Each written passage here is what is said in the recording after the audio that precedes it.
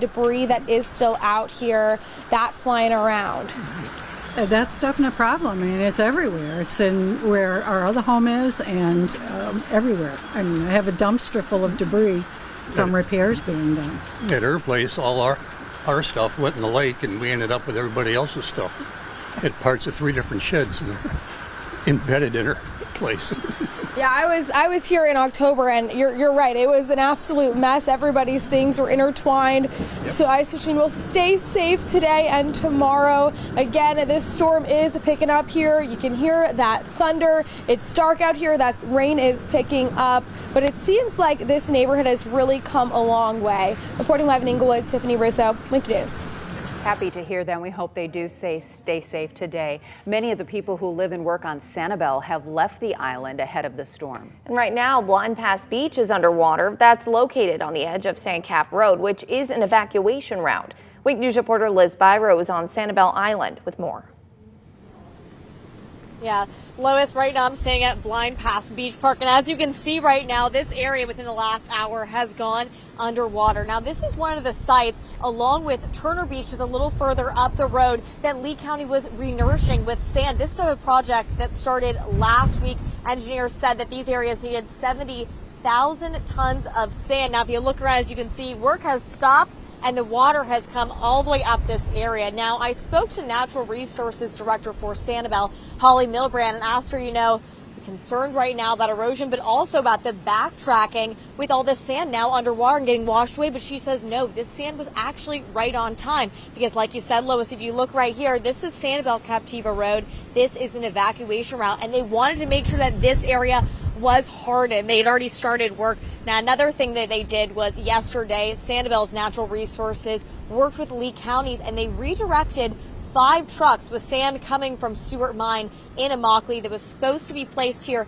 and they put it at Lighthouse Beach Park because the lighthouse is so close to the Gulf, and we don't want a repeat of the past. While we only expect 2 to 4 feet of storm surge, Holly Milbrand says, for a barrier island, this is nothing to joke about. They're taking things very seriously, and we'll keep you updated with everything here live on Sanibel. Liz Byro, Wink News. All right, yeah, thank you very much, Liz. Sorry to see that the water is rising already, but it is along the coastal areas. Lee County officials held a press conference today on Hurricane Idalia.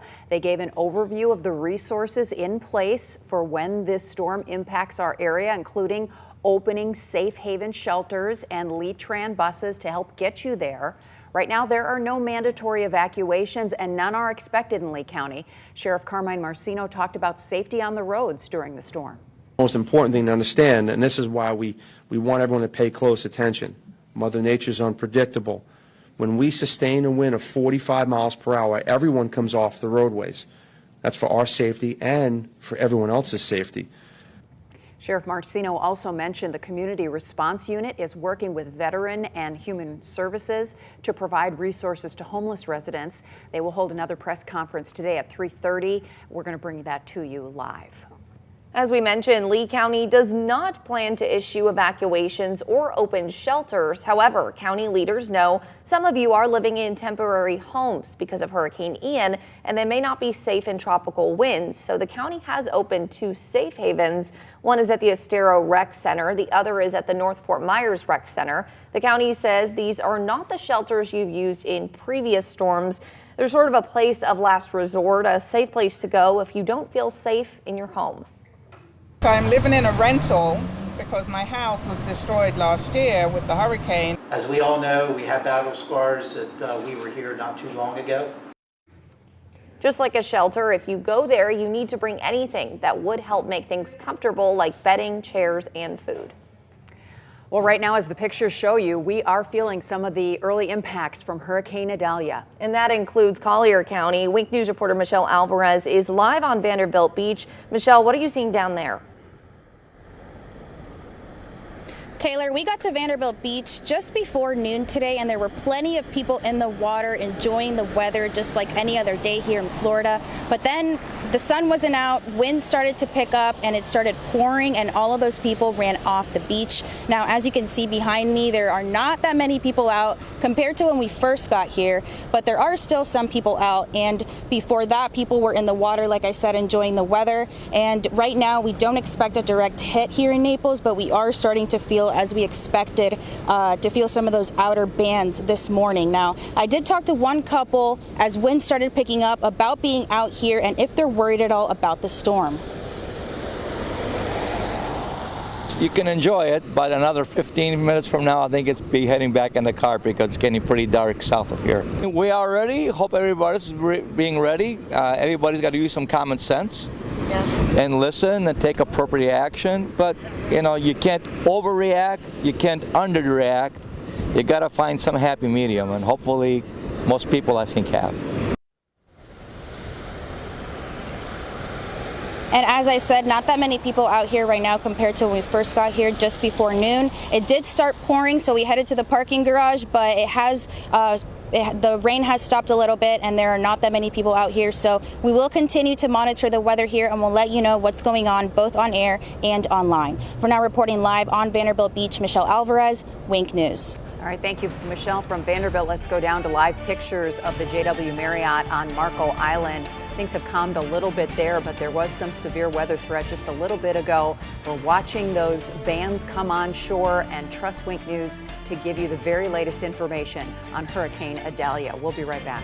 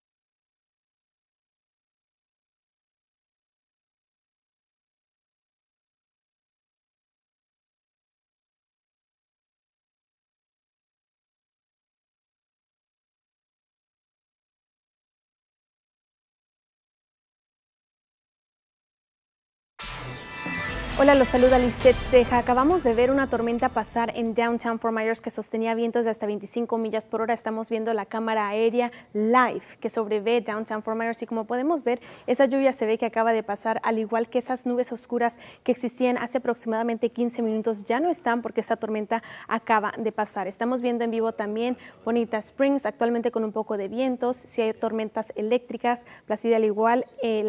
La cámara aérea de Marco Island no está actualmente funcionando, pero sí estábamos bajo advertencia de peligro a tornado hace aproximadamente 15 minutos, pero esa advertencia ya ha pasado, entonces no estamos en peligro. Estamos vigilando muy de cerca al huracán Idalia, que se aproxima hacia el norte de Florida en las próximas 24 horas. Muy importante tener esta información activa, y bueno, que ustedes se conecten con nosotros, especialmente vía Facebook, donde estaremos transmitiendo, ya que no habrá noticiero hoy a las 6 ni a las 11.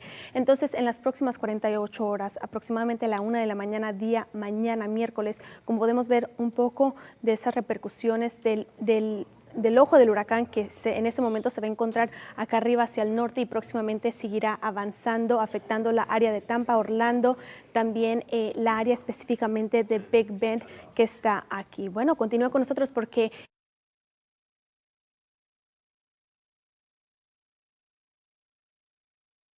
Wink News, the Weather Authority. Meteorologist Zach Malak here in the Wink Weather Center. We are tracking Hurricane Idalia at this hour. We're going to be watching this very closely over the next few hours or so. This is a live look at the visibility satellite. We're going to try and get this looping for you guys at home and see if I could get that to load just fine. I think, there we go. I think I got that to work just fine too. So this this is a pretty cool vantage point. We haven't showed the visibility graphic of Hurricane Idalia yet, but we are watching this closely to see if the eye is going to form within this storm. We see the eye on our Wing Doppler 3X on radar, but we don't see the eye fully developed from satellite imagery yet. The clouds still filled in the middle, but you can see that swirl currently around the center of area, the bubbling of new cells currently around the center of this convection area as well, the center of this storm. Luckily, it is moving due north, and we're going to show you the dirty side of this storm is the one with all the clouds, all the rain bands, and look at the western side, a lot drier, a lot cleaner view on the satellite view. In terms of what we're looking at, this is a Category 1 hurricane, Hurricane Idalia, moving due north at 14 miles per hour. 85-mile-per-hour sustained winds currently within this storm. It is undergoing rapid intensification. It will continue to rapidly intensify from this point forward. I'm going to be watching this closely because even though we won't see direct impacts, if you've been watching, and we've been watching all these sporadic tornadoes and circulations pop up, this is something we'll be dealing with through the afternoon tonight and through early tomorrow morning. Here's the latest view of the cone updated at 11 a.m. at its closest point to southwest Florida, still at least 100 miles offshore. That's where that central area of low pressure will be.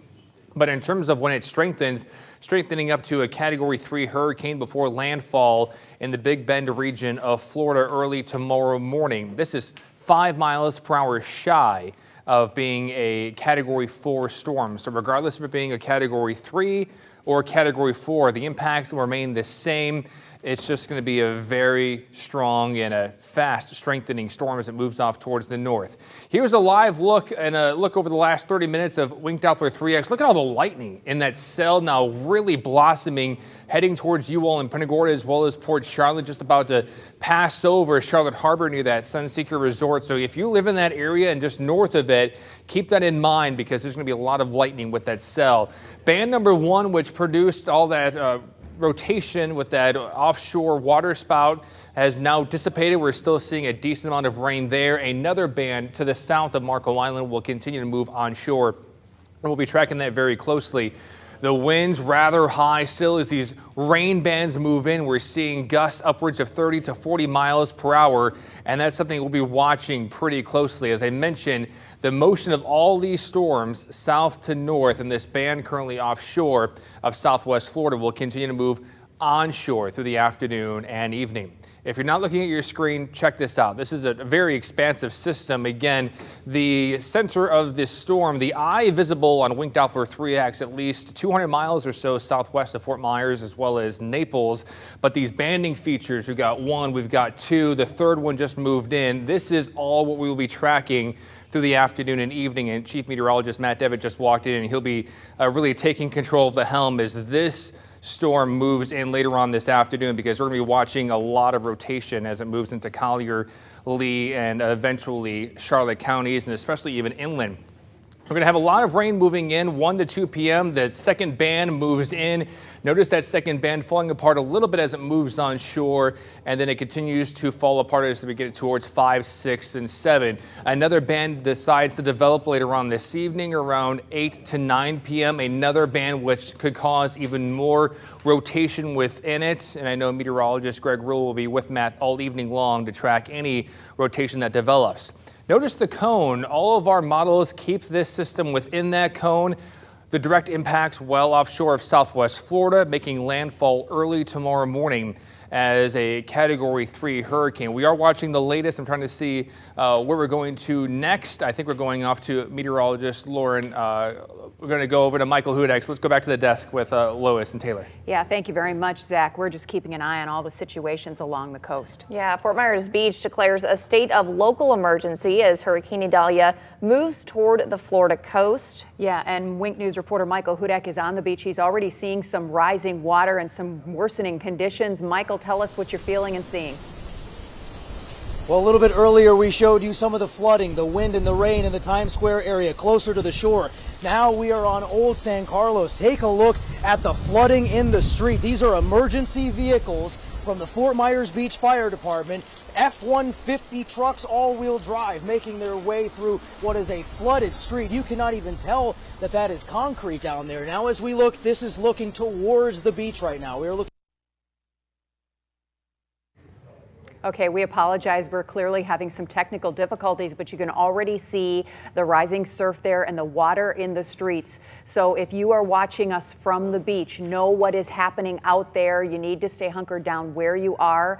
They were hoping that they could maybe get everybody off the beach before this time today, and a lot of people did leave. So we hope that you'll stay in a safe position while we see these outer bands of this hurricane come in and go. Now make sure you're prepared. If you already have the Wink Hurricane Guide, double check your information. Make sure that you have everything lined up, not only for this storm, but for any future storms that are coming during this hurricane season. It's a great guide for you to make sure you have everything you need before, during, and after a storm. It's available in all public stores, and it's also available on winknews.com, so you can look at a digital copy anytime.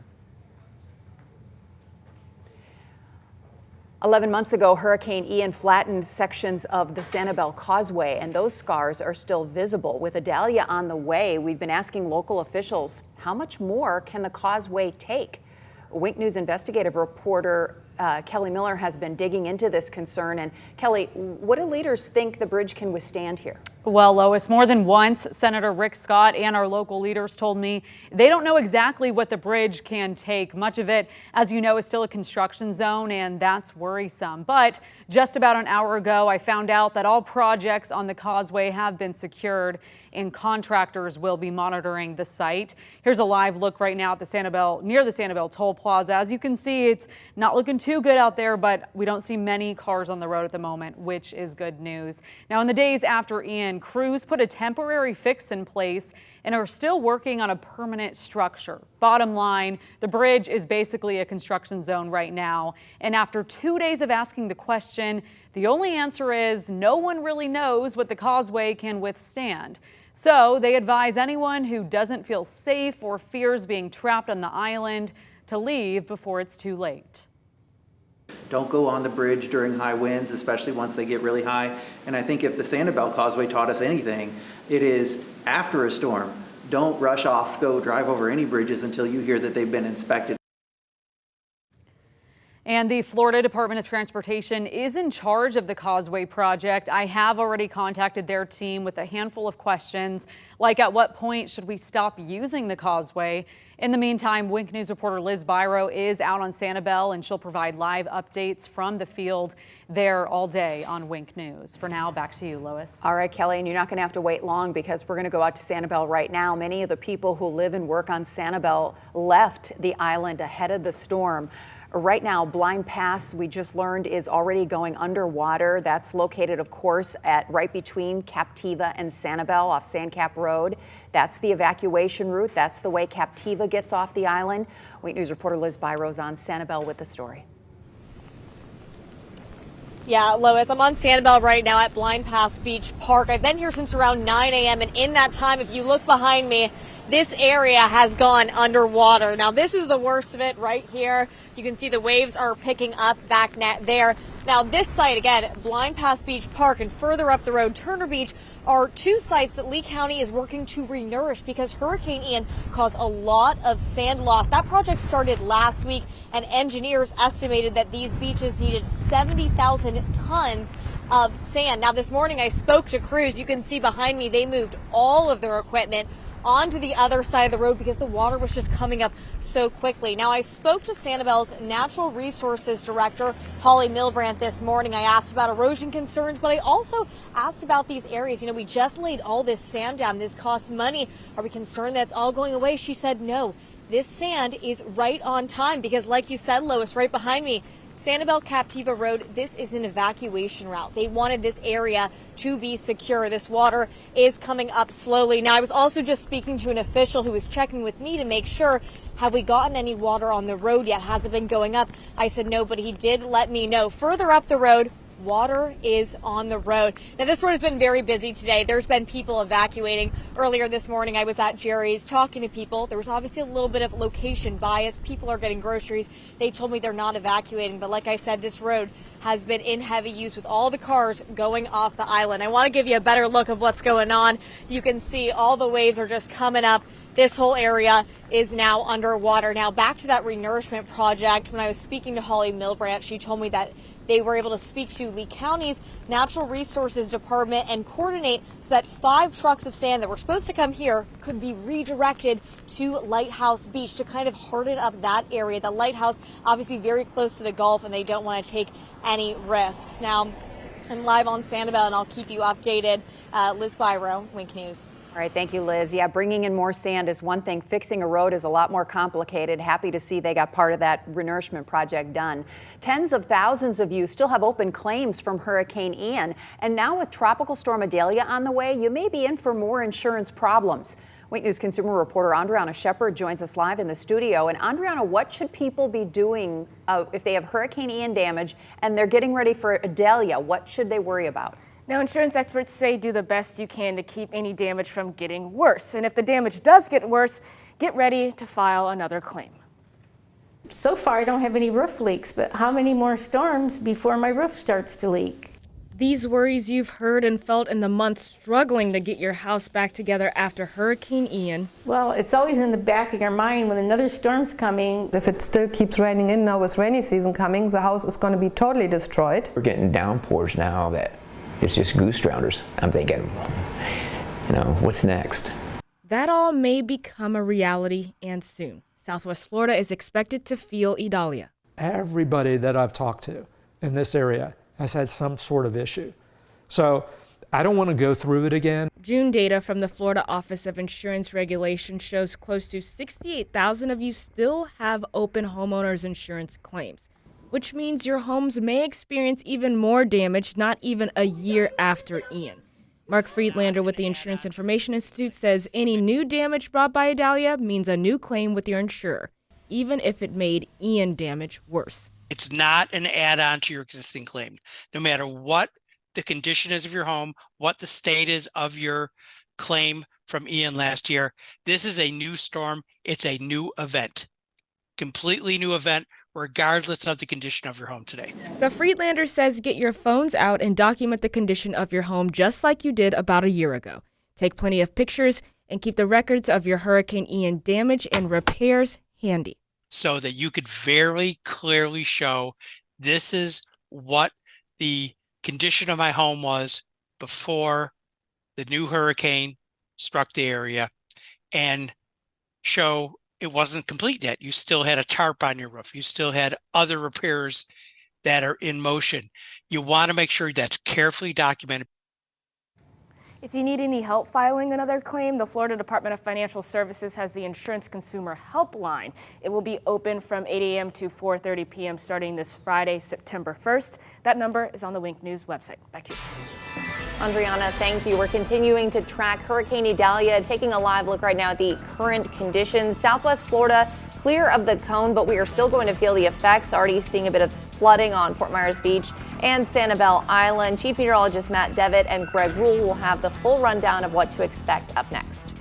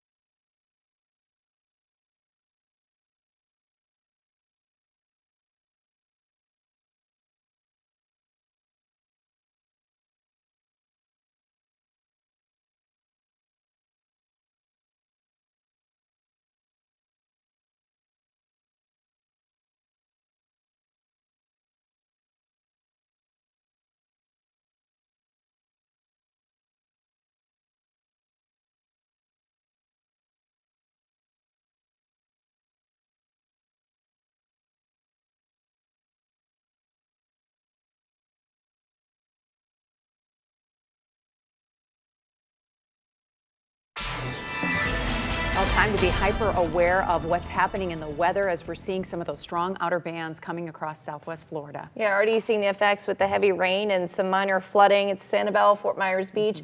Let's toss it over to Wink News meteorologist Nikki Sheeks with the latest. Nikki? Yeah, all morning long we have been tracking Idalia here at the Wink Weather Authority, and we saw the system go from a tropical storm to a hurricane at 5 o'clock this morning. And now with the current advisory, the 11 a.m. advisory, showing that sustained winds with Idalia currently at 85 miles per hour, that central pressure at 976 millibars, and that forward motion continues to push the system to the north at 14 miles per hour. Idalia will continue to strengthen over the next 24 hours as it makes its way over those abnormally warm waters of the eastern Gulf. And with that, Idalia will become a major hurricane as we head into Wednesday morning. Sustained winds at 125 miles per hour as the system pushes onshore near the Big Bend again Wednesday morning. Southwest Florida remains out of the cone, but we're still going to be feeling the impacts of Idalia by those outer bands, and we're already seeing those outer bands sweeping through our area. Right now, we do have a hurricane watch in place for Sarasota counties. We also do have tropical storm warnings issued for DeSoto, Charlotte, Lee, and coastal Collier counties, as we can expect those sustained winds to get up to about 30 miles per hour, with those gusts kicking up to about 50 miles per hour. We also have a tropical storm watch in place for the rest of Collier County. I do want to point out Highlands, Glades, and Hendry counties currently not under any weather alerts. We do have a storm surge watch in place for coastal Charlotte down into coastal Collier counties, as we can expect that surge around 2 to 4 feet. And I think the worst of the surge will be coming in during those early morning hours of our Wednesday to coincide with the high tide. Checking in on Wink Live Doppler 3X, 3 times more powerful radar. The center of the storm is still sitting about 193 miles to the southwest of coastal Collier County, but you could see how those rain bands extend out of the center of the storm, bringing some showers and storms into southwest Florida. We've had some stronger showers and storms moving in that prompted actually a tornado warning into the Marco Island area earlier this morning. Right now, we're not seeing any signs of rotation, but some of these storms bringing some strong winds and gusts along with them. Here's a look at some storms moving through Punta Gorda into Port Charlotte, into Northport, getting some heavy rainfall on the way, and you can see the cluster of lightning associated with that cell, just indicating how strong it is. So those outer bands will continue to be sweeping into southwest Florida throughout the entirety of the afternoon into this evening, but just know it's not going to be continuous rainfall through this afternoon and into tonight, because those rain bands will just be pushing through at intervals. And so with that, we can expect to still be dealing with some stronger storms sweeping through tonight. I think that's when we'll have the best chance of seeing some severe weather heading our direction, and those rain bands will just continue to be streaming in as we head into our Wednesday, as the system pushes towards the Big Bend, again making landfall early tomorrow morning as a major hurricane. So here's what we can take away for us here in southwest Florida. We can expect about 1 to 3 inches of rainfall on average. The coastline could see gusts up to 50 miles per hour, but as you push further inland, the more so inland you go, the more minimal those impacts will be. Surge around 2 to 4 feet, which could lead to some beach erosion. And again, we could see some potential tornadoes develop with these stronger bands pushing across southwest Florida. All right, thank you very much, Nikki. And despite the deteriorating weather, the Sunseeker Resort along Charlotte Harbor is still being worked on as we speak. Yeah, can you believe that? Wink News reporter Camila Pereira is there with the full story. Hurricane Idalia is coming up along Florida's west coast, but you can see Sunseeker Resort here at Port Charlotte is still up and running, with crews still working on site even as the storm slowly approaches. The sky just continues to darken, but crews are still going on painting and even filling up the barriers with water in order to prevent them from flying over when the storm comes. Someone with the elevator company told me that there are some crews that will still be on site working all day, and they did move some of the equipment to higher ground to prevent it from the storm surge that would be coming. In Port Charlotte, Camila Pereira, Wink News. Camila, thank you. Those of you in Englewood, of course, are top of mind, especially if you're still living in a travel trailer. And a lot of people are. The destruction there was so bad for some families, they had nothing left. This is what it looked like in Mobile Gardens in the days after Ian. This community just north of Ann and Chuck Deaver Park was devastated. Today, families in Englewood are preparing for yet another storm with high wind and rain. Wink News reporter Tiffany Rizzo is there live. And Tiffany, you were in Englewood right after Ian hit. We know you talked to neighbors then and you're talking to neighbors now. How's everybody feeling? Yeah, Lois, I've been speaking with neighbors and people are saying they're nervous because when I was here in October, right after Hurricane Ian, this neighborhood was destroyed. Take a look at this home right here. This person never rebuilt their home. They wrote on it, thanks 35 years of fun. So after 35 years, they had to leave their home behind. It was not fixable. Now, if you take a look, so many people in this neighborhood are still in travel trailers. So that was another concern with this storm coming. And when I came back here in October, I couldn't believe the devastation in this mobile home community. Homes ripped to shreds, roofs and walls gone, along with the memories inside. There was so much devastation in this neighborhood. Enough for some to think they could never rebuild and instead just move on. But the community rallied around each other, keeping everyone fed, clean, and full of hope. They were just put through the ringer, so now hearing another storm is headed this way, that is going to bring rain and wind. I'm sure is a scary thing to hear, especially with many still not back in their homes. Mobile Gardens was a place many saved all of their money up to live out their golden years, and another storm makes it hard for their dream to stay alive. Now, I spoke to some of the residents who are nervous about the effects another storm could bring. PTSD is exactly the right word for what we were feeling when we heard that it was going to hit the west coast of Florida. Deciding to stay here in the state, and we live here full time, we're not snowbirds, we knew we were going to have to go through this over and over again. And I was hoping we wouldn't be this year. The only thing I do is prepare and decide, well, if it looks like that bad, I'll take the motor home and leave. And the people here really have been through so much. And speaking with them, another concern they were having was debris still left behind from Hurricane Ian blowing around from the wind. So I did see a neighbor earlier using concrete blocks to try to hold that debris down. And a lot of people taking their furniture in from their porches, all in preparation. Reporting live in Englewood, Tiffany Rizzo, Wink News. Tiffany, thank you. They have some of the best attitudes up in Englewood, despite everything they've been through. Very resilient for sure. Fort Myers Beach has declared a state of emergency, as we know, of local emergency, as Hurricane Idalia moved towards Florida. And now Fort Myers Beach is really feeling the effects. We were talking to Wink News reporter Michael Hudak earlier, but we lost a connection during his live report. So he turned this report around for you so you can get the very latest information on what's happening on the beach. Earlier on, we showed you some of the flooding in the Times Square area of Fort Myers Beach. Now we are on Old San Carlos Boulevard, where you can barely see the concrete because of the rain, because of the flooding. And then over here at Yucatan's, you've got these guys trying to wrangle the beast over here. Rob Riley, the general manager of Yucatan, looked over at me, soaking wet, and said, "Hey, Mike, we're open." Well, you know what's not open, Rob? I'll tell you, this road right here, you can see some of the flooding heading all the way down there towards the beach. You're now taking a look towards the shore there a little bit. And not only that, it's creating confusion and a little bit of congestion on Estero Boulevard, which is the only way off of the north end of the beach, the north end of this 7-mile stretch of land here, Fort Myers Beach down to Bonita Beach. You can see some of the traffic and some of the congestion that is there at that crucial intersection that is already seeing some of the flooding. But as we bring the camera back over here to Old San Carlos Boulevard, some of the water's gone up, some of it's gone down. We've talked to people today who say they aren't leaving anytime soon. Here we are, another storm, and out here checking it out and seeing how we can make it through another one. And compared to last year, like everybody's on edge. Everybody's got PTSD from storm surge. How long will you be staying on the beach? All night, all day, the normal. So I live down here.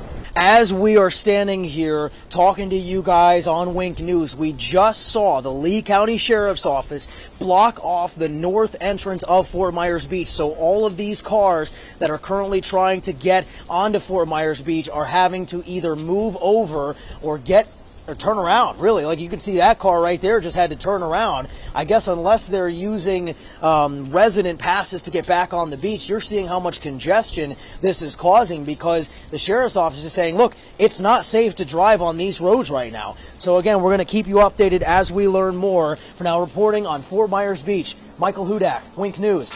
All right, really appreciate the update, Michael. Not a place to be right now. Thank you so much. And we're looking right now at the Bokeelia Pier, and we're watching all these bridges in our area, and so is FDOT. FDOT is keeping an eye on all those compromised bridges in our area, including the Sanibel Causeway here, because they want to be sure that the construction that is underway holds in some of this high surf and this high wind.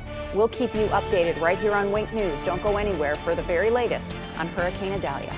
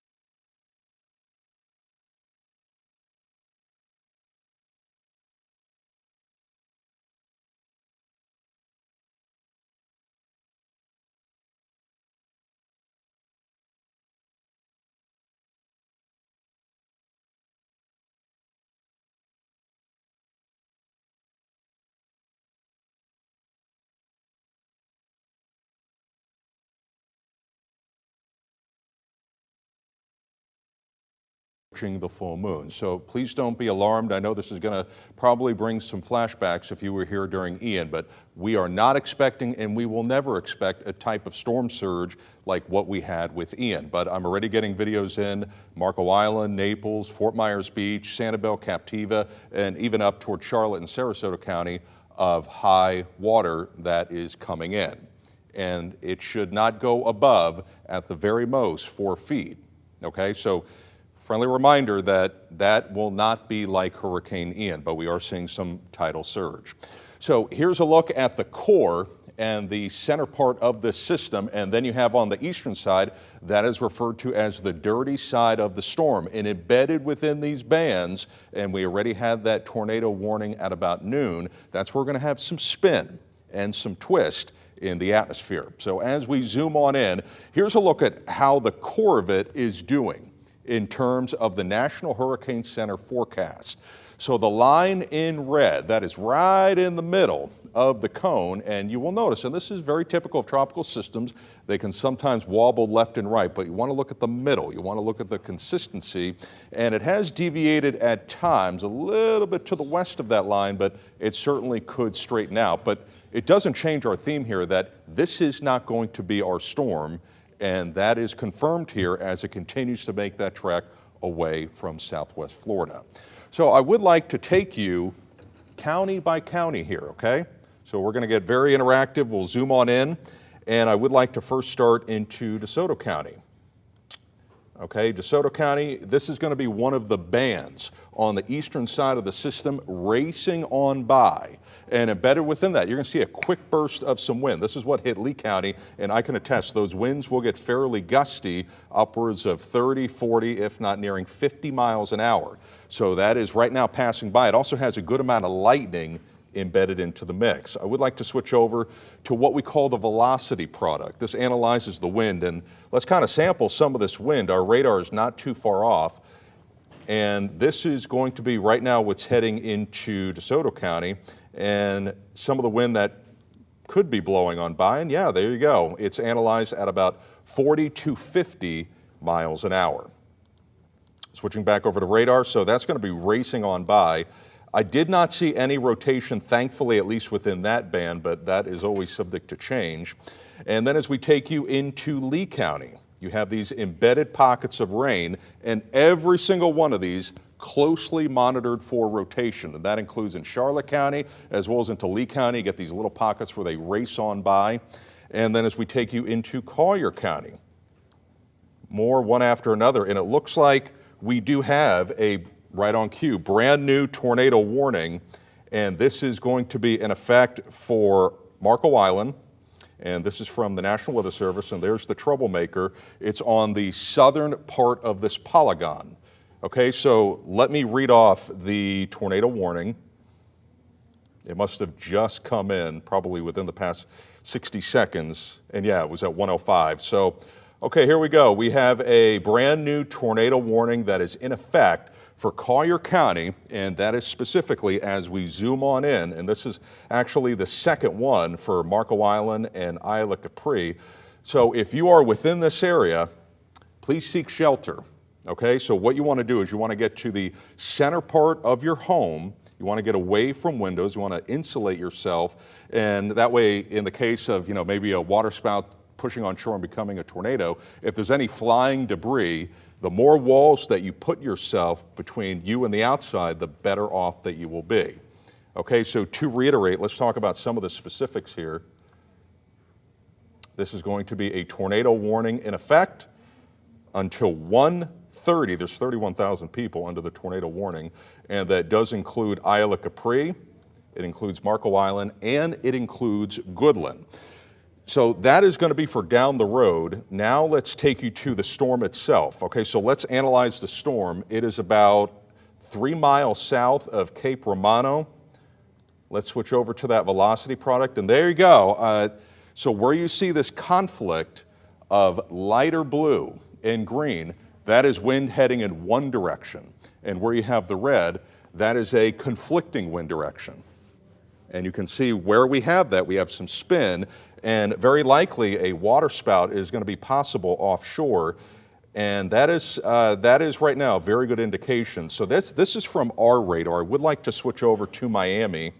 And what that tells me is that there is at least some, Miami is picking up on the cell about 5 to even 10,000 feet up. But Wink Live Doppler 3X can see that rotation a lot closer to the ground, and there it is right there. Okay, so I'll indicate where we have that area of rotation. So it's right there with the latest scan as of 1:08. Now what we will do is let me analyze how fast it's moving. And it is moving, okay, it is moving to the northwest at 25. So it's moving to the northwest at 25. And I'll do a storm cone so that way you know exactly where it's going to be heading and when you can expect it. Yes, please. Let's try to punch up Marco Island live shots and see if we see anything. Now that camera is pointed southwest. It probably will not be in the direction of the potential water spout, but let's bring it up if possible while I get the timing here. And they are right now getting that live shot up. You can certainly see some pretty kicked up waves. Nothing as far as a water spout being picked up in that live shot. But the area that prompted the tornado warning is near Cape Romano. Let's go back to radar and we'll talk some specifics here, some of the timing. And Marco Island as a whole, so it's about 1:09 right now. Marco Island, it'll start to push on shore about 1:22. And then Tiger Tail Beach at about 1:25. Okay, so to reiterate, Marco Island, you're under a tornado warning. Goodland, you're also under the tornado warning and all the way towards Isle of Capri. So there's going to be your very latest timing. Let's switch back to velocity, and there it is. Okay, so there is the area that prompted the tornado warning, where you get the Christmas colors with the red and the green close together. That is an area of spin. And once we start to get on land here, what I'm going to be looking for is, well, this is our tornado tracker, and the red is rain. Now, if we were to have a touchdown, and if that tornado is hitting the surface and launching debris into the air, that would pick up as a pocket of blue. Okay, so that would pick up as a pocket of blue. Now, if that happens, that tells me that we have a tornado on the ground. But we got to have you seeking shelter if and when that does occur. So an active tornado warning remains in place here for Cape Romano. That's where it is right now. It's around Cape Romano. And it's going to be working its way towards Marco Island. I would like to do a time lapse here. That way I can get you exactly the direction that it's going to be going. And it looks like it is going to be heading this line right here. So eventually towards, I would say, near and west of the western half of Marco Island, especially Tiger Tail Beach. Let's once again do a brand new storm cone, because this is a fast mover. So we are going to be getting updates as we speak. And for all the viewers at home, we want you to seek shelter, but if you have any visuals, if you see it, if you see a water spout, if you see a tornado, please let us know at Wink, because then I can relay that on TV and also let the National Weather Service know. So right now it is pushing pretty much on top of Cape Romano, and let's do a brand new timing of the tornado warning. And some of what I am seeing, so there I will tell you the rotation is pretty significant. When you have more of a dim green next to a dim red, that's some rotation, but once it starts to get brighter, and I would like to sample some of these values that are right now being indicated. Okay, so you have 56, the minus means it's heading in a negative direction to the radar, and then let me sample some of the other winds, so 63. When I look at this, this is fairly significant in terms of rotation, okay? So I'm going to keep this up, and I'm going to storm cone this so you know exactly where it's going to be heading. Okay, so let's do a storm cone on this one, and I'm going to try to keep it nice and tight. Okay, so it is going to be working its way towards Marco Island, and I would even say the southern extent of Marco Island at about 125, and then deeper into Marco Island as we go 130. So heads up Marco Island, a strong indication of rotation. Waterspout, I would say possible, if not likely, and then it's going to be that area that is going to be working its way within this corridor over the next 15 to 20 minutes. So I am still seeing some tight rotation, and sure enough, it looks like it is, and at home I know it's kind of a messy display, so let's make it a little bit more clear. So there it is right there. That is where we have the rotation that's prompted the tornado warning, and that is right now pushing onto Cape Romano. So if you're just tuning in and just joining us, if you got a notification on your phone, or you're likely seeing the scroll here on the bottom with the text, we have a tornado warning in effect. And this is very typical. We have an enhanced wind field on the eastern side of the hurricane that is causing spin, it's causing twist. We have 31,000 people within the tornado warning. And let's pick up on if we have any significant rotation. And see, the thing is, I think this is misleading because this is from Miami. They are not as close to the storm as our local radar, and you can kind of see the difference. I'll show you at home. This is what Miami radar is showing. You know, you got some bright colors, but not to the clarity. Let me turn on our radar, and you can see this well-defined right there pocket of red and green. There it is right there, and that is what is prompting the tornado warning. So right now, as we know, this is an area that we, on a Saturday or Sunday, we boat to. It is largely uninhabited, but eventually it will be moving into an area where 30,000 people live. And that's why we're on air right now with the very latest. I would like to zoom on out and see if we have any other tornado warnings, and we do not. So let's go back to the big picture as we have the core of Idalia right here, and to reaffirm the notion that this is not going to be our storm. We have a lot of breathing room to our west, and that will not change. These tropical systems, when you're going at about 9 and 10 miles an hour, it's not going to make a hard 90-degree angle to the right. That is not physically possible. When Dorian did that in 2019, did a hard due north, it was stationary. Okay, so every storm is different, but this system will be avoiding us as it makes that trek up north, but we're still going to see impacts. We already have some tidal flooding. We have these bands of rain, and do not be surprised if we see more tornado warnings as we go throughout the remainder of the afternoon and continuing into the evening. So let's cycle back. Let's zoom on in to this tornado warning that is right now in effect for Marco Island. And the National Weather Service, so what we will do is we're going to stick with us till about 1:30. That is when the warning expires. Let's see how it's doing. And it is still significant in my opinion. So this could be a case of two things. Either A, we have strong rotation that is being picked up in the clouds, and then at any minute could put down a waterspout, or at this point, now that it's over land, a tornado, or we could have a tornado on the ground. Okay, so where this is going to be currently with our radar around the eastern part of Cape Romano. Okay, and let's sample some of the wind speeds that are being indicated.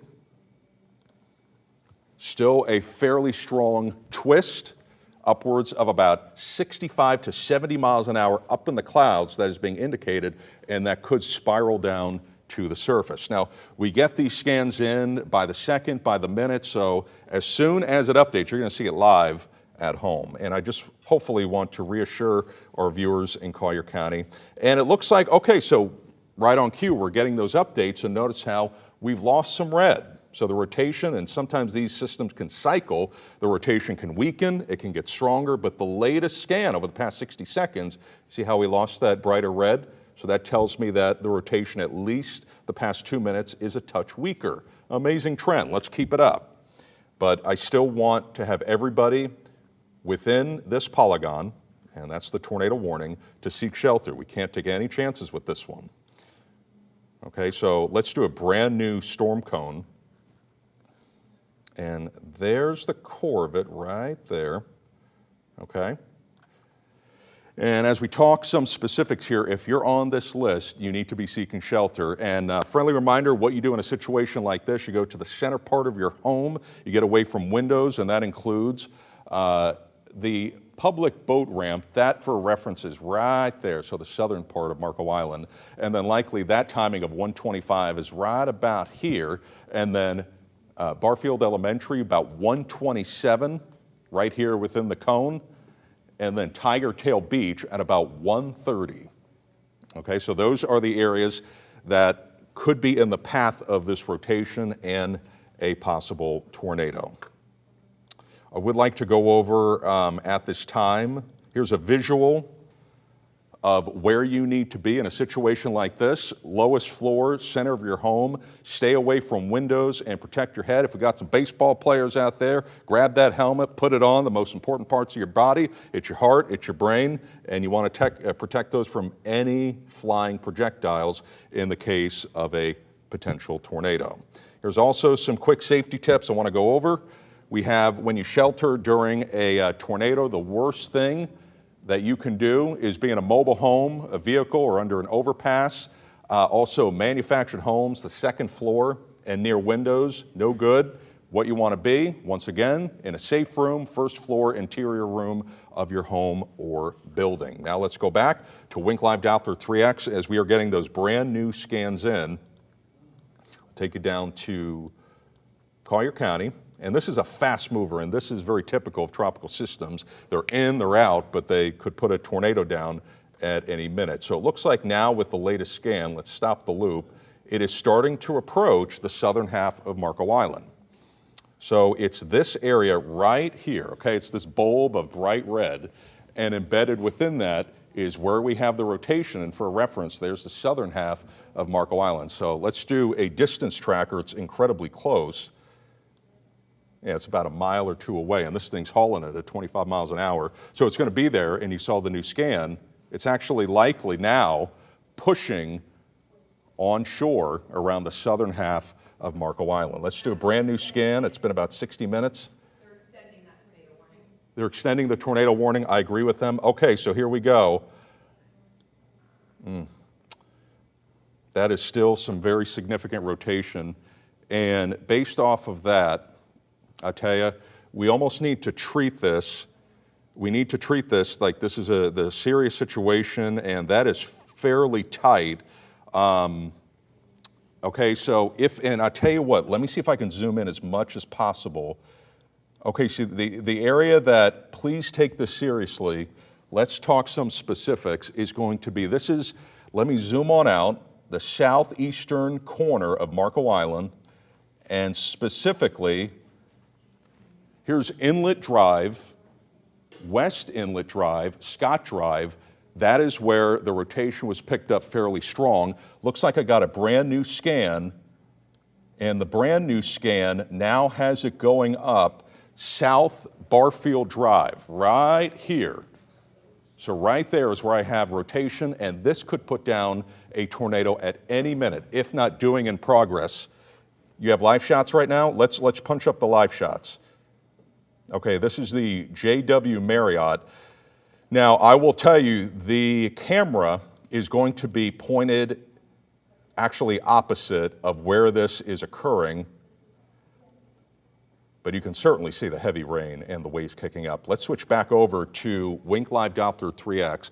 Another product that we have, it's called our Tornado Tracker, and what this detects on and what tells me if we have a confirmed tornado on the ground is you have the radar and you have the red, that's rain. And embedded within that, if you get a definitive pocket of blue, that is trees. It is pieces of people's homes.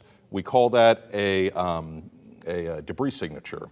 And this product, for those technical at home, this is called the correlation coefficient. And when we see something that stands out with blue embedded within this rain, this is very likely birds and mosquitoes. That is not what I'm talking about, but what we would have is a pocket of blue and debris embedded within this rain.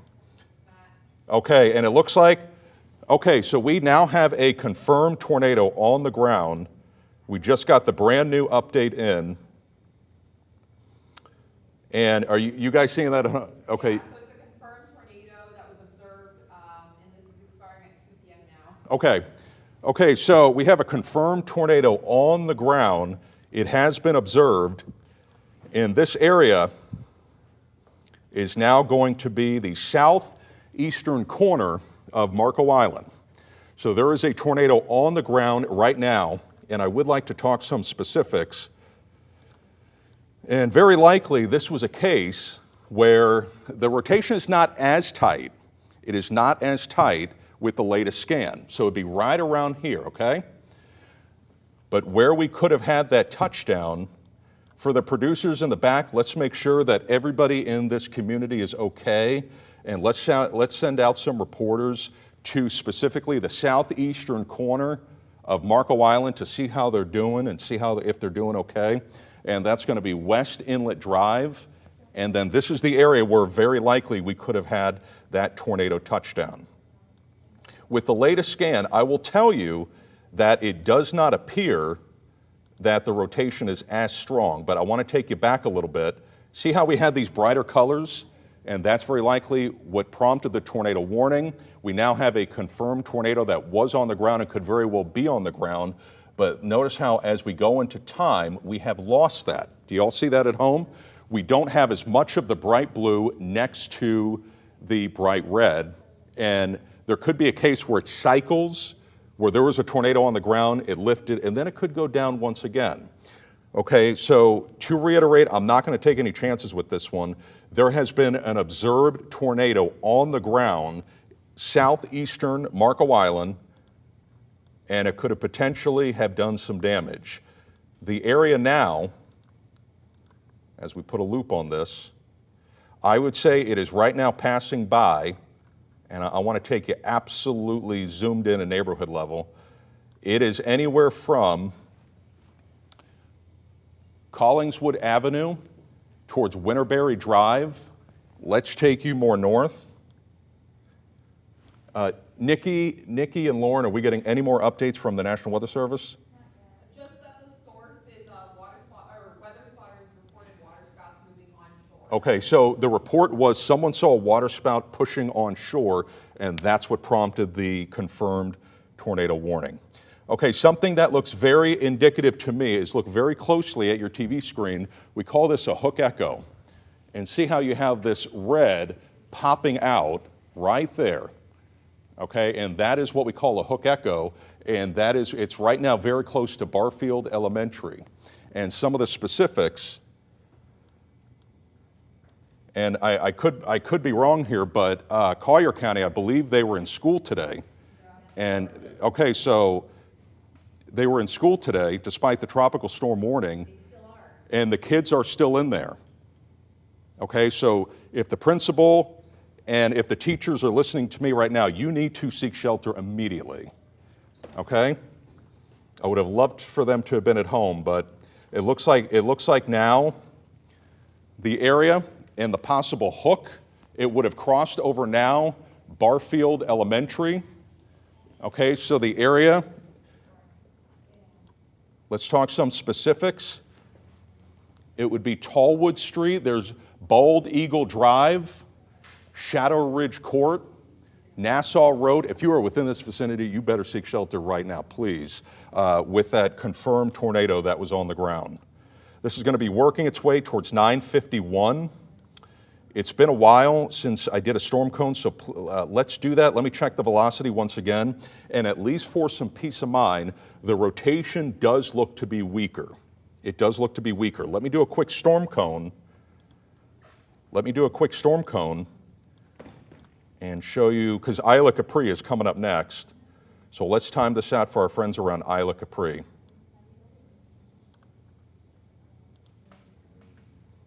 Okay, so Isla Capri, time now is about 1:27. This is a fast mover. So more than likely about 1:31 to about 1:33. This is the area of rotation that did put down apparently a water spout that pushed on shore, became a tornado.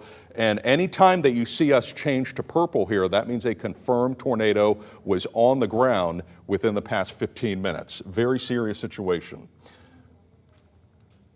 Okay, I am still seeing a couple pockets here and there. Let me go back to the debris signature. And I tell you what, let's kind of analyze this at home.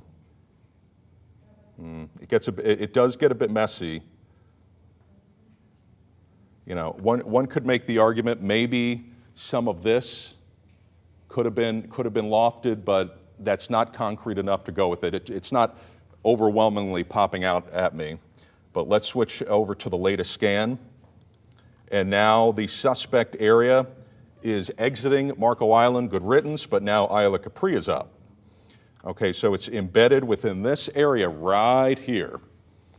Okay, so heads up Isla Capri, you need to seek shelter, hunker down right now as it's pushing northwest at 25 miles an hour with rotation and heavy rain. Okay, regardless, so it's this area. You see this little pocket, this little area where the colors are different next to the bright green? For reference, that's wind going toward and away from the radar. So again, for our producers in the back, if we could check up on southeast Marco Island, and it sounds like we're sending people there. Here's a live shot from the JW Marriott, and you can certainly see the waves kicking up. We have already had tidal surge, and that has been in excess of a couple feet, not to the caliber of Ian, but we have seen basically a full moon coinciding with the influence in the south wind on the eastern side of the hurricane. Let me switch to Miami radar, and in my opinion, the rotation is not what it once was. So that's good, but we can't let our guard down just yet. And it looks like they are still sticking with this tornado warning. So time now is about 1:29. Can you say that again, Lenny?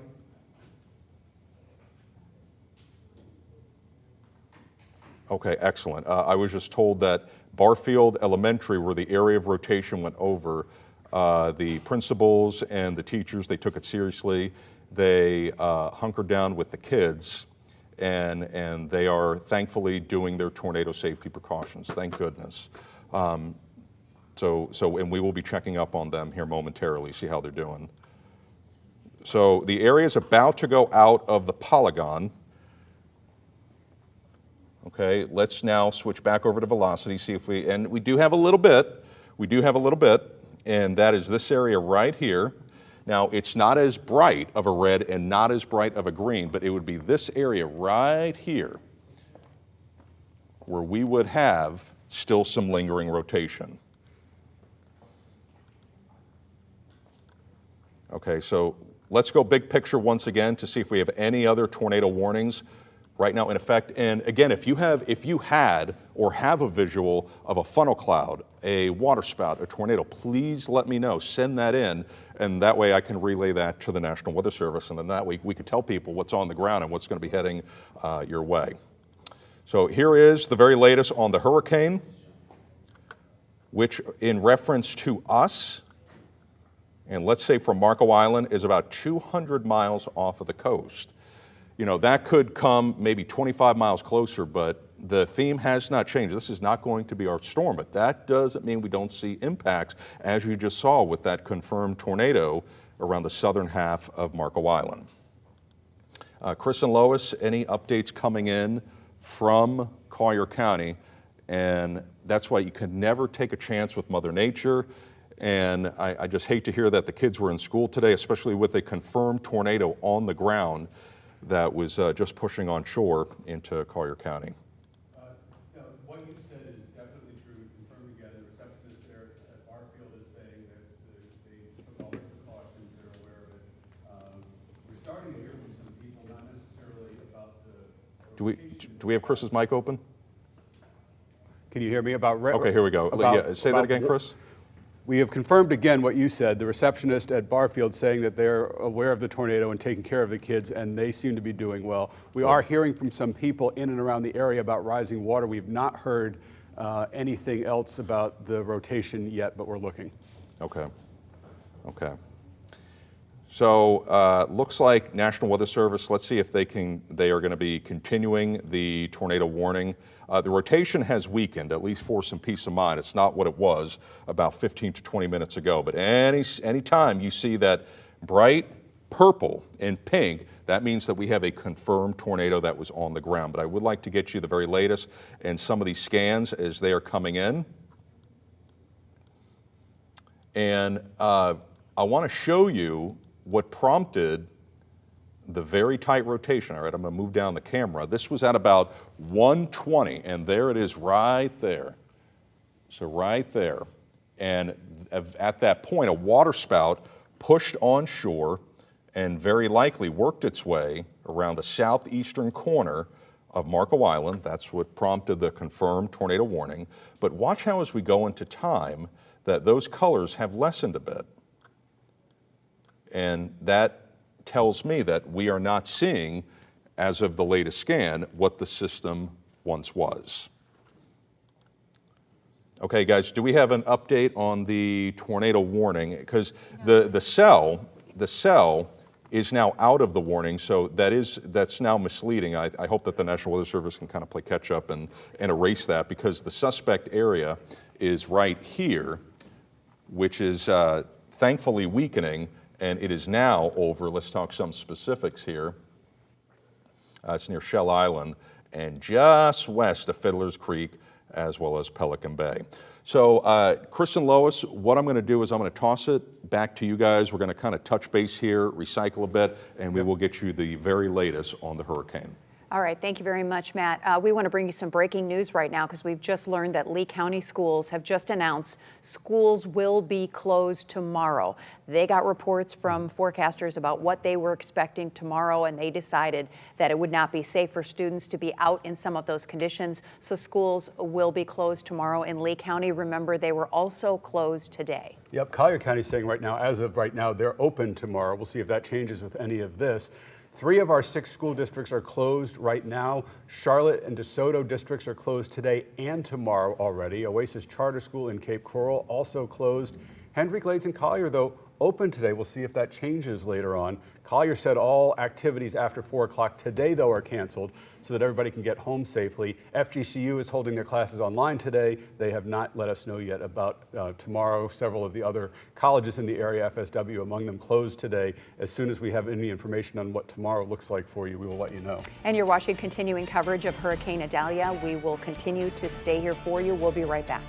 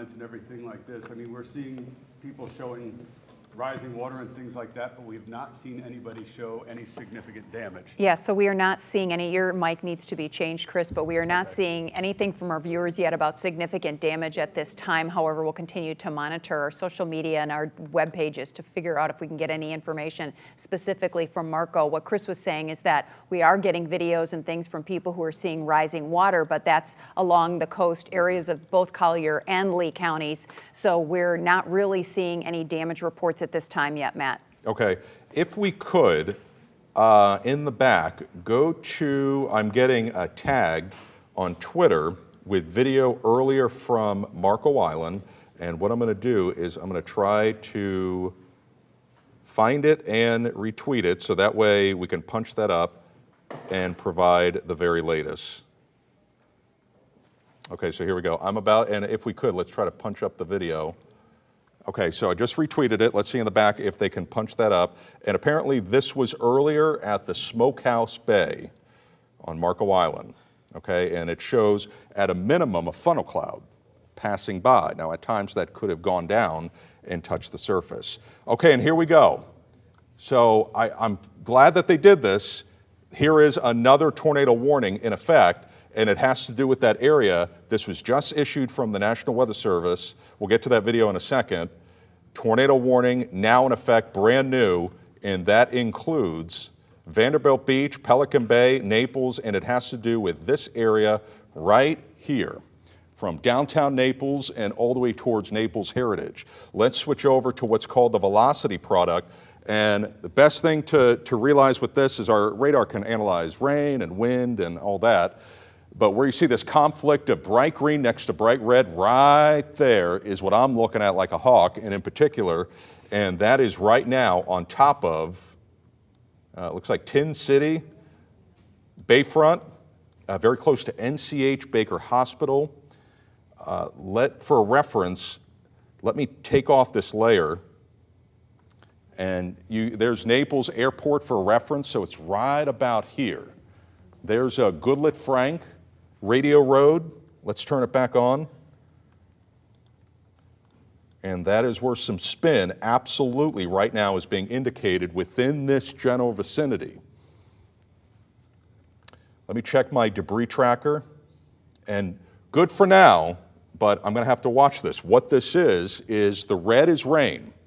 And if we have a tornado on the ground that's launching debris, that is going to be picked up as a blue bulb embedded within the rain. Now, if and when that happens, we know that there is a tornado hitting the ground, launching debris, and then that will show up differently, and that's when we can confirm the tornado. Lenny, you said you have the video?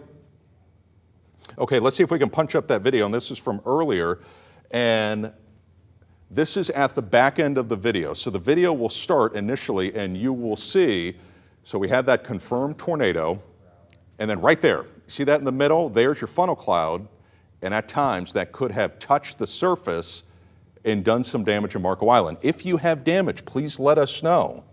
Please let us know, and then that way we can help you and we can send resources that are available. Okay, so let's do once again, and let me give you the very latest on the stats with the tornado warning. So this is going to be until 2:15. So time now is about 1:48. 2:15, 56,000 people are within the tornado warning.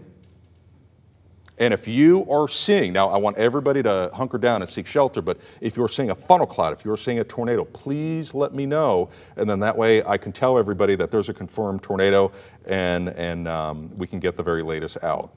If this turns to purple, that tells me that there is a confirmed tornado on the ground. Let's real quick go over our tornado safety precautions. Here's what you do. Lowest floor, center of your home, stay away from windows. You want to protect your head from flying debris. You want to grab a helmet, and that will project, obviously the two most important parts of your body are, it's your heart and your brain. Got any baseball players out there? Grab that helmet, put it on, just in case. And we have enough rotation that did prompt the tornado warning. Here's the big picture with the hurricane as it is right now in reference to us. Let's do a quick distance tracker. It is about 200 miles to our west and southwest. But what's happening is we are seeing some spin aloft, and that is producing these pockets of rotation. So let's now take you back. I'm going to switch over to our local radar, and here are the areas that are under the tornado warning. Any more updates that are coming in? This is going to be heading to the north at 40, so I have to adjust my forward speed here. Okay, so we'll do 40 miles an hour. The area that I'm concerned about is right here, this band right here. And so down the road, let's draw this in.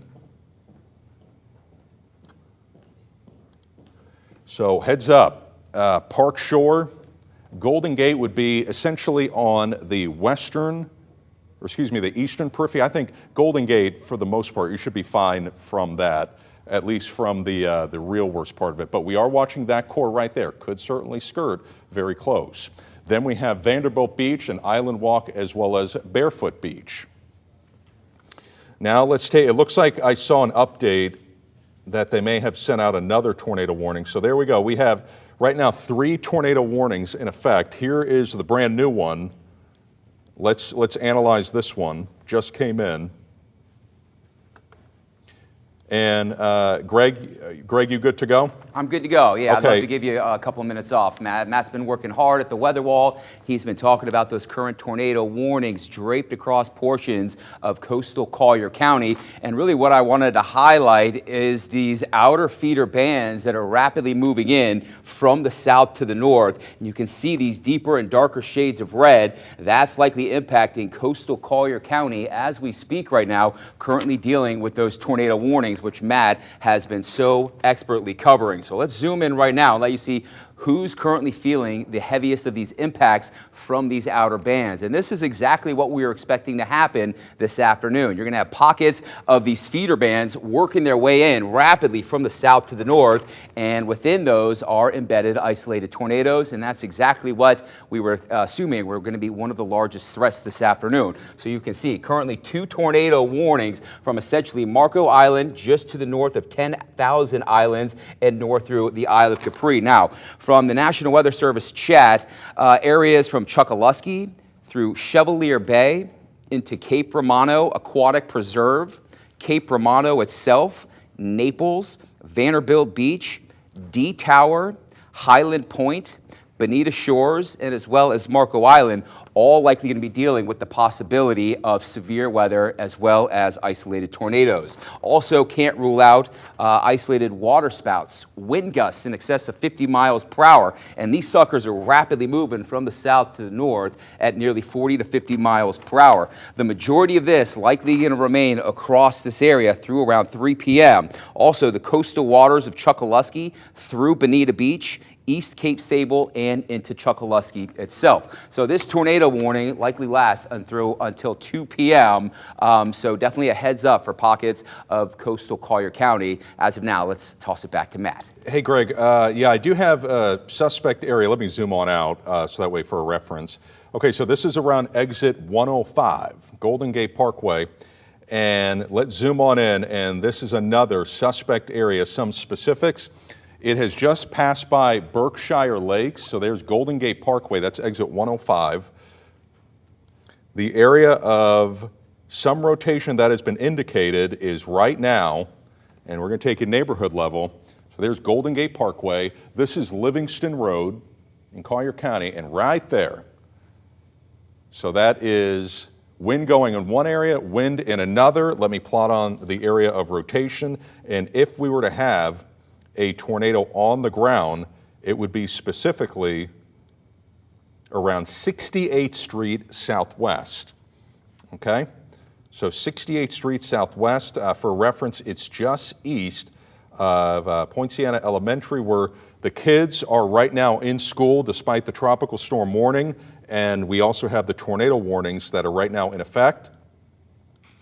Let me switch back over to, we call this just the reflectivity radar display. And within that, it's within this bulb of red right there, eventually working its way towards the Windermere community. as well as Marbella Lakes. Okay, so I want to do let's do a brand new cone to show who's going to be within the projected path as it pushes to the north at about 35 to 40 miles an hour. And this is a fast mover. Okay, so time now is about 1:54. So Bridgewater Bay can expect this as we hit about 1:58 and extending all the way to 2 o'clock. Let's take a look at the other tornado warnings, and I've been already asked the question on social media, hey, can you show DeSoto County, can you show Charlotte County? We do need to prioritize the tornado warning. I promise you, once these are done, we will get every single spot covered. I don't play favorites, and everybody deserves the attention, but for safety reasons, I would like to continue with the tornado warning. And we do have, this is pretty messy, the display. Let me switch over to the National Weather Service radar. And yeah, where you see these little pockets of brighter pink, that is where we have at least some gradual spin. Now, not enough to me that it's convincing that there's something on the ground, but we at least have bright enough colors and some conflicting wind when we switch to our radar that is why we have a tornado warning that has been prompted. Let me switch over to what I call, this is called the correlation coefficient. We'll just call it tornado tracker for short. And if we were to have a tornado on the ground, we would have an area of bright blue embedded within the red, which is rain. I don't have that at the minute. So that tells me that the potential for having a tornado on the ground right now is low, but nothing's impossible. Okay, Greg, any more updates coming in from the National Weather Service? Not as of currently. Everything is as what was expected. Okay. I tell you what, real quick, I would like to, just for some peace of mind, let's take a look at Lee County. Do a quick rotation, and there's a strong gust of wind. That's one of those squalls. And our radar, so there's going to be your heavy rain from Captiva all the way to Pine Island. That is the squall, and embedded within that, you can get those strong gusty winds. Real quick sample of some of the wind speeds embedded within it, upwards of 50 to 55 miles an hour. That's going to make a beeline right up the coast. Now let's go into Charlotte County, and eventually I do expect that squall to work its way into Charlotte County. So heads up, that will be capable of some winds over 40 to even 45 miles an hour. Okay, now let's go back to the 3 tornado warnings that we right now have in effect. My personal opinion, this polygon, I think we're done with that. So they will likely expire that one. So that's one down. Now let's take a look at this one. Let me stop the loop so that we can get some specifics on where the troublemakers are. And around Pelican Lake, it's messy, where we have some conflicting wind. I'm sure you can probably see that at home, right there. It's messy looking. And that's where the wind is going in different directions. It's rotating, and that is what has prompted the tornado warning. I'm not seeing enough on our tornado tracker to say that there's a definitive tornado on the ground, but that's where you guys can help us out. If you are seeing anything, any observations, we would love to hear those reports. Feel free to send in your pictures and your videos. But I also, if you are under the tornado warning, be safe. We want you to hunker down, center part of your room, first floor, and away from windows. Okay, so this one, let's do a storm cone on this one. Okay. The details on this one, it is in effect till 2:15. It is pushing to the north at 40 miles an hour. Let's do a loop. All right, so I would like to time this out for Lely. All right, so I'm going to draw that here. And a heads up, some specifics here for Verona Walk, the Classics community, Naples Lakes, Naples Heritage, as well as the shores. If you live within that area, I think you have the highest probability for rotation to work its way over your neighborhood. So consequently, please hunker down. And one of the things that you could do is go to the TV, or you can use it on your phone. You can stream Wink on your phone. Get into the bathroom, get into the closet, crank up that volume before you do it so that way you can hear my voice from several rooms over. But the suspect area, once again, the timing, so it's 1:59 would be Classics at 2:01, Naples Lakes at 2:03, Naples Heritage 2:05, and then the Shores community at 2:08. What's some feedback, Greg, from the National Weather Service? We are expecting that first tornado warning to expire literally within a minute at 2 p.m. The other tornado warnings will continue through 2:15. Okay. Let's see how the rotation is doing. And, okay, so the first tornado warning, to be quite frank with you, I'm not seeing anything that is too alarming. Yeah. You got that one little area right there, and that's where some gusty wind is going to be possible. Okay, and that includes, you know, the Vineyards area. There's Logan Boulevard. Some gusty wind at a minimum, but I'm not seeing the bright green next to the bright red, so we don't have much in the way of rotation with the latest scan. The other area that is being closely monitored is right near Lely Resort. All right, so again, we got a lot of messy displays here, but Yep, that tornado warning just expired. Okay, the one on the bottom? Correct. Okay. Okay, so good riddance to that one. All right, we got one down, two to go. But the area that has prompted the tornado warning, let's do a time lapse on this one as it's pivoting and rotating around the hurricane 200 miles off of our coast, and it's going to be working its way towards Naples Heritage.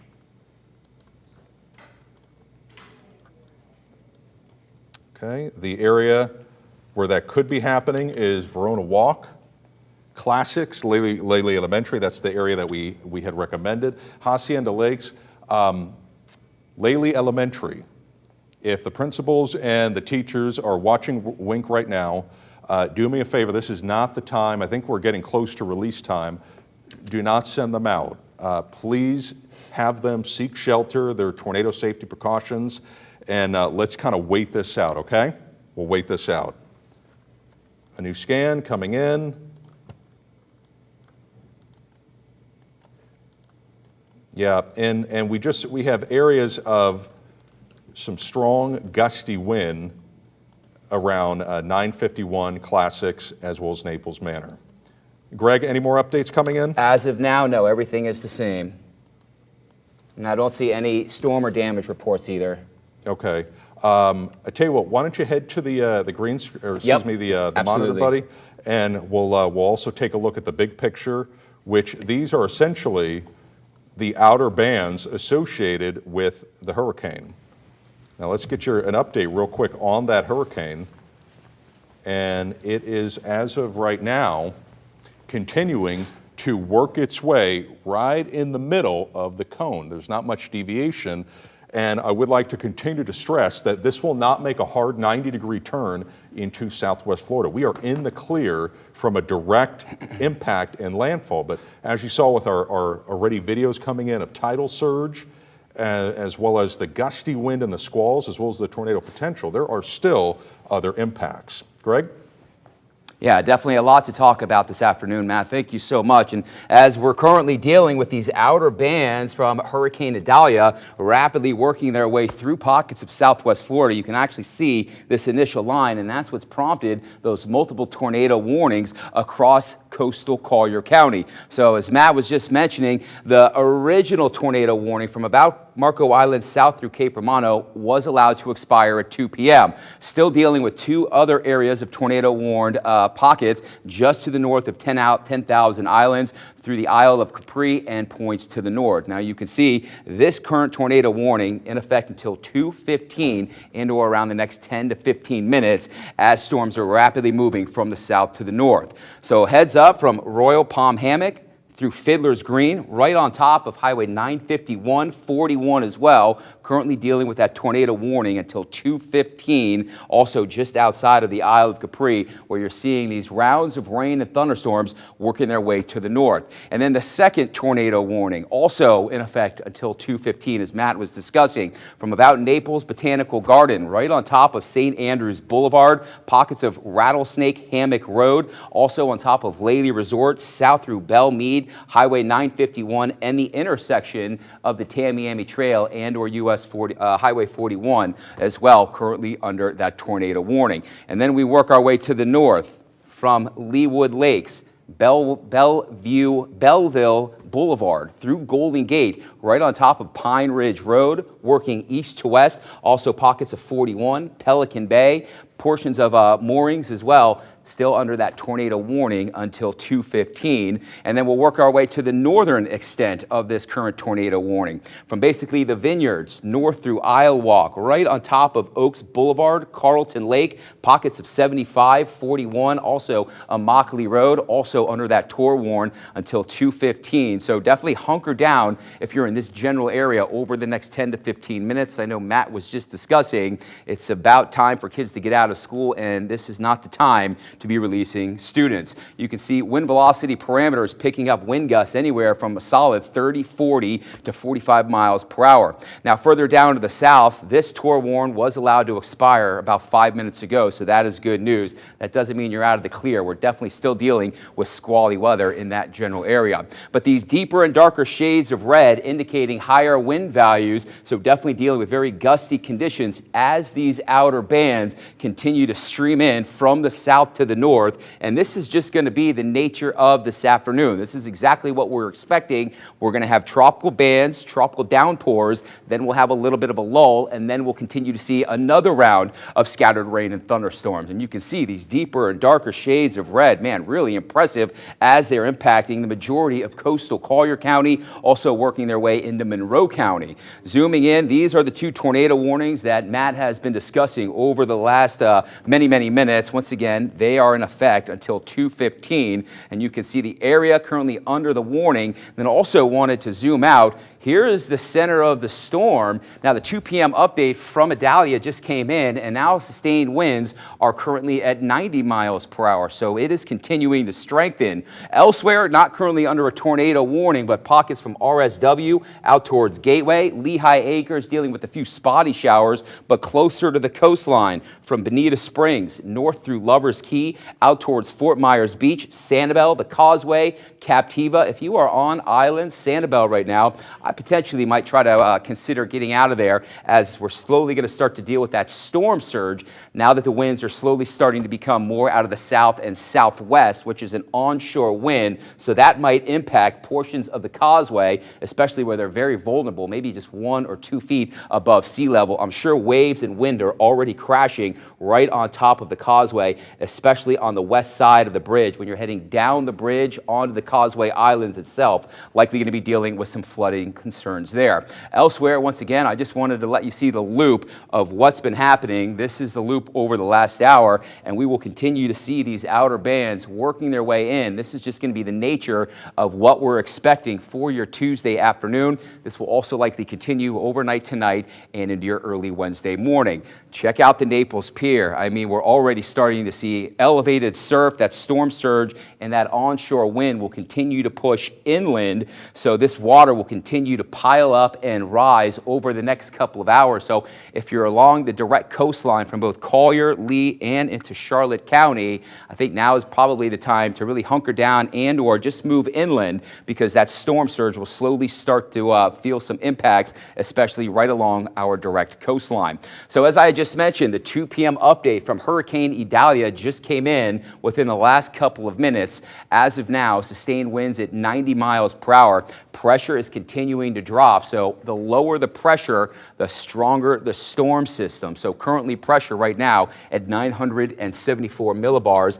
Good news with Idalia is that it is rapidly moving to the north at 15. Now, to give you kind of a sense of how fast that's moving, when we dealt with Ian last year, Ian moved at a snail's pace at about 8 to 9 miles per hour. So Idalia, that's the good thing with Idalia, is that it is moving rapidly to the north. So we're going to continue to be dealing with the impacts over the next 24 hours, but at least it's not a slow moving storm system. And we're dealing with the impacts of Idalia currently, and this is what we were expecting, but we will not be having a landfall impact. Wanted to drive that home to all of our lovely Wink loyal viewers that this will not be a Southwest Florida direct landfall impact. Still expecting landfall sometime overnight tonight and into early Wednesday morning. I think best bet will likely be between around 5 and around 10 a.m. tomorrow morning as a powerful major Category 3 hurricane with sustained winds expected now as of about 125 miles per hour. And that's all due to the warm sea surface temperatures of the Gulf of Mexico, currently at about 85 to about 88, 89 degrees. So that definitely is fuel for rapid intensification, and that's what we are currently seeing. So I wanted to go back to Naples. This is what we're looking like right now, and also still dealing with strong showers and thunderstorms. Still also currently tracking that tornado warning for portions of coastal Collier County, right along I-75, the Bend, US 41, still under that tour warn until 2:15. It's currently 2:10, so we got about 5 minutes to go. We'll continue to see what the National Weather Service wants to do with this, if they're expecting to continue it, to expand it, or if they will let this expire. But I do think we'll continue just to see on and off tornado warnings as we work our way through your Tuesday afternoon and into the evening hours as we're dealing with these outer bands. We'll have a quick pulse of fast-moving storms, likely producing wind gusts of upwards of 40, 50, 60 plus miles per hour. And also we'll have fast rotation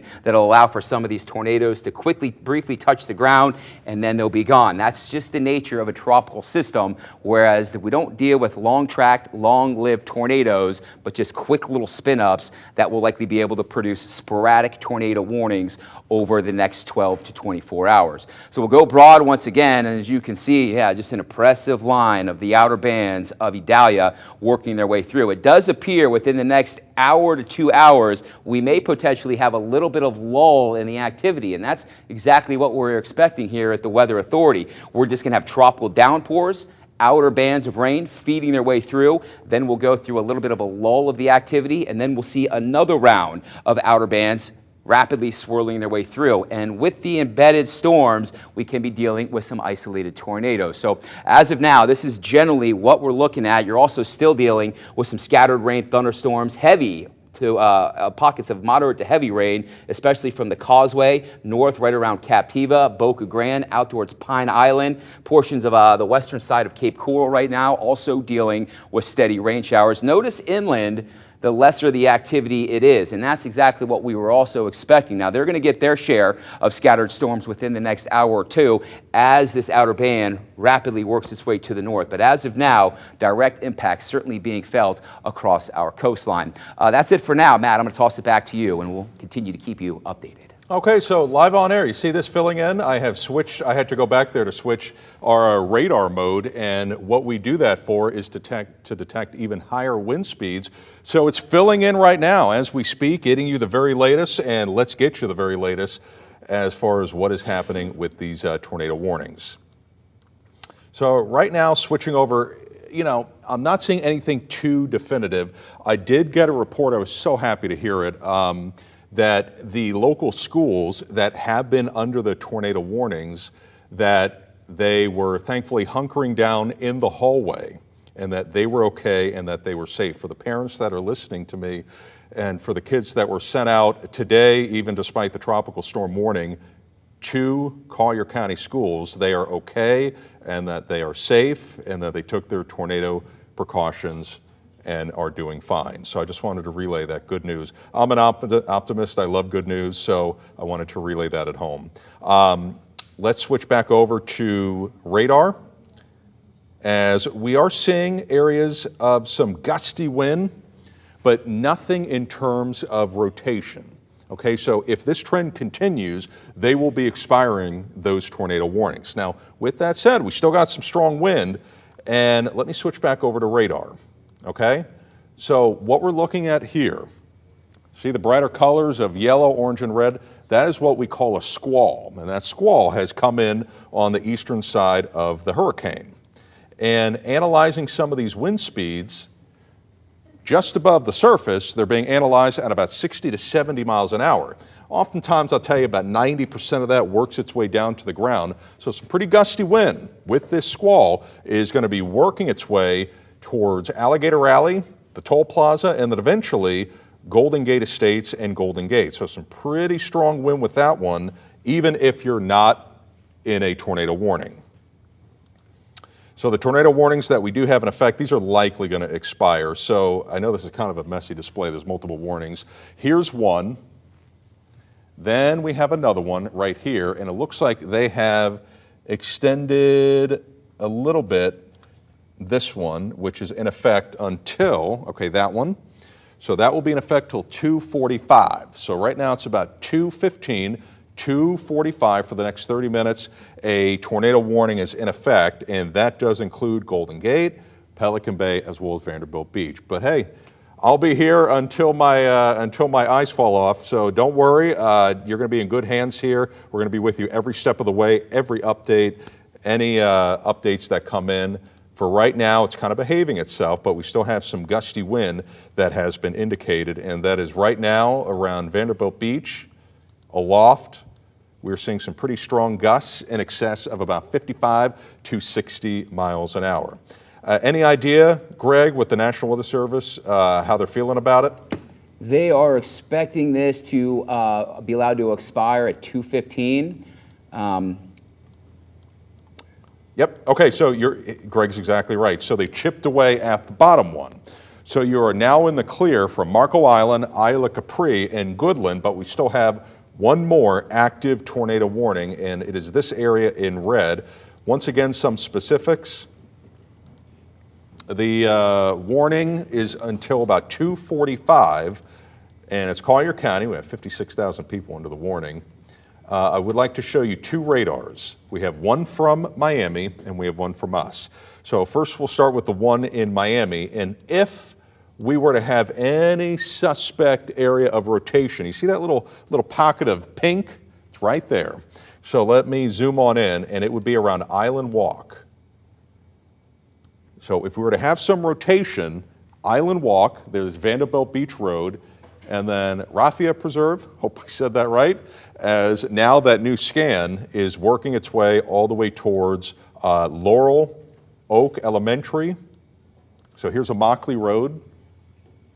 So that little pocket of pink right there, that's where we have a slight deviation in the wind, a little bit of spin, and it is right now near Saturnia Lakes, Gulf Coast High School, and about a mile to the south. Yeah, Greg? NWS Chad out of Tampa says they're watching a series of cells showing some possible rotation in Lee County. It doesn't appear now that the environment is there for tornado warning, but we're keeping an eye on it. So I did want you to highlight pockets of Lee County for the possibility of rotation. And then eventually Charlotte County down the road. Correct. Because this is going to be pivoting around into Charlotte County. So let's start in Lee, and then I'll highlight these going into Charlotte County as well. So what the National Weather Service is seeing, I agree with them. I'm not seeing anything too alarming and anything too tight, but that certainly could change at any minute. Now, regardless, aloft, let's take a look at some of the wind speeds that are right now passing by Cape Coral. And what happens is when you have a strong storm, the downdraft can bring some of that wind above down to the ground, and you can get those gusty winds embedded within the squalls. Okay, but no doubt that is a pretty potent squall that is right now working its way through Collier County. And I would like to tell you what, let's do a storm cone. That way there are no surprises. You know exactly what's happening. It is pushing to the north at about 35 miles an hour. So let's time out that squall. I gotta put in the miles an hour. Let's do 34. Time it out. And that is going to be working its way to Golden Gate Estates at about 2:22, the Palmyra community as well, about the same time frame. Orange Tree, 229, Copperleaf at about 234, and then Estero. That one is going to be between about 237 as well as 240. And that's just from strong gusty wind, not even the tornado warning. But notice how I am not seeing areas of red next to green. Now, if we had that, we would have some pretty strong rotation. But you sometimes look for these little areas right there. See that little contrast? Let's zoom on in just for kicks and see where that is. And that is an area where we could have some rotation. So that's Big Cypress Elementary. There's Vanderbilt Beach Road, Island Walk, very close where we at least have some spin in the atmosphere that is being closely monitored. Let me turn on my tornado tracker. And if you're just tuning in and just joining us, what I'm looking for, if we have a tornado on the ground, is a blue bulb, a blue circle. That would be debris, and the radar can pick up on glass, trees, and that, what they do is they show that as blue, telling me that it's not rain. The red is rain. So if we had a tornado on the ground, you would see a different color circle embedded within this. So I'm not seeing that now, and if that does change, we will immediately let you know. So the tornado warning remains in effect for Collier County, and what we do is we like to stick with these tornado warnings because there are people that tune in at different times, and you know, you never know when people tune in. So we just want to keep you in the loop. Your life, your property, that's our top priority, and we want to take good care of you, and that's why we're on TV live with the tornado warning. Scanning some of the wind speeds aloft still, they're hauling it pretty good embedded within these squalls. Now that doesn't mean you're going to see 58, 65 at the ground, but just above the surface in the storm, those are the winds being analyzed, and oftentimes these storms can take a good chunk of that and bring it down into the surface. Greg, how is Lee County doing? So Lee County right now, no tornado warnings. We're still watching that TOR warn that's in effect until 2:45 for central Collier County. It's rapidly moving north at roughly 30 to 40 miles per hour. It's a strong line of showers and storms capable of producing tornadoes, essentially along a line extending from about Bonita Springs to the Vineyards to near West Tollgate on Alligator Alley. Once again, this is moving northeast at about 35. So expect damage, possible damage to mobile homes, roofs, vehicles, tree damage is likely as well. Also other locations possibly impacted, Golden Gate Estates, Naples Park, once again, the West Tollgate on Alligator Alley and the Vineyards. This is TOR warned until 2:45. And if you have any damage, if you need help, let us know. We're here for you, and what we can do is we can either let authorities know, first responders, they can send someone to your location if you need help, if you're seeing some damage, and as we will continue very likely with this type of situation for the remainder of today with these squalls, and that does not even include the tidal flooding and the surge that we have already seen. And if you've already seen that, and if you're getting a little nervous, PTSD last year with Ian, just know that this is not going to be like Ian. Ian was the strongest storm that we've ever had. We had 150 miles per hour of wind forcing up the water. Let me show you a big picture. This system is pretty much the closest that it's ever going to be to Southwest Florida. It will not, I'm 100% certain, it will not take a hard right turn. The atmospheric dynamics will not let that happen, okay? So the theme has not changed. This is not our storm, but we're still feeling those impacts. And that's because it's a strengthening Cat 1, almost a Category 2. You have the wind going around the storm, forcing up the water, as well as bringing in these outer bands with rotation. So let's take you back into Southwest Florida, and let me just do a quick scan. I want to make sure that everybody's okay. Not seeing much in the way of rotation for Charlotte County. Excellent news. If you're seeing something like that, every now and then you get a false echo from the radar. It's nothing significant, it's fake. Okay, so into near the radar site, not seeing anything too alarming for Babcock Ranch. I have a 3-month-old right now there, so thankfully he's doing okay. Lee County, Buckingham, Lehigh Acres, and Gateway, we do have showers and storms passing by. Let's do a time lapse to show you where these storms are coming from and where they're going to be heading. And these are some fast movers. They are hauling it to the northwest at about 25 to even 35 miles an hour. And now for our final stop into Collier County, a strong squall. I mean, this is going to be bringing some gusty wind to Golden Gate Estates, even some isolated power outages, not impossible. And where you see these brighter shadings of white and lighter blue from Island Walk and towards Golden Gate Estates, that is where the squall is right now blowing by. And I would like to time that out. And for some peace of mind, if this trend continues, they're going to expire the tornado warning. So I'm not seeing anything too tight with the latest scan that's popping up. And let me just confirm that with you. Here's our radar. We don't have red and green next to each other. Let me take a look at Miami. In Miami, I'm not seeing it.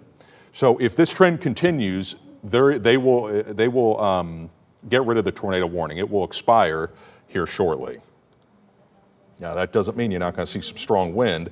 And there's going to be your squall. Let me show you a time lapse of where it came from, where it's heading. And it's pivoting around the hurricane offshore. And I'm going to give you a storm cone so that way you can exactly know when this system with the gusty wind is going to be passing by.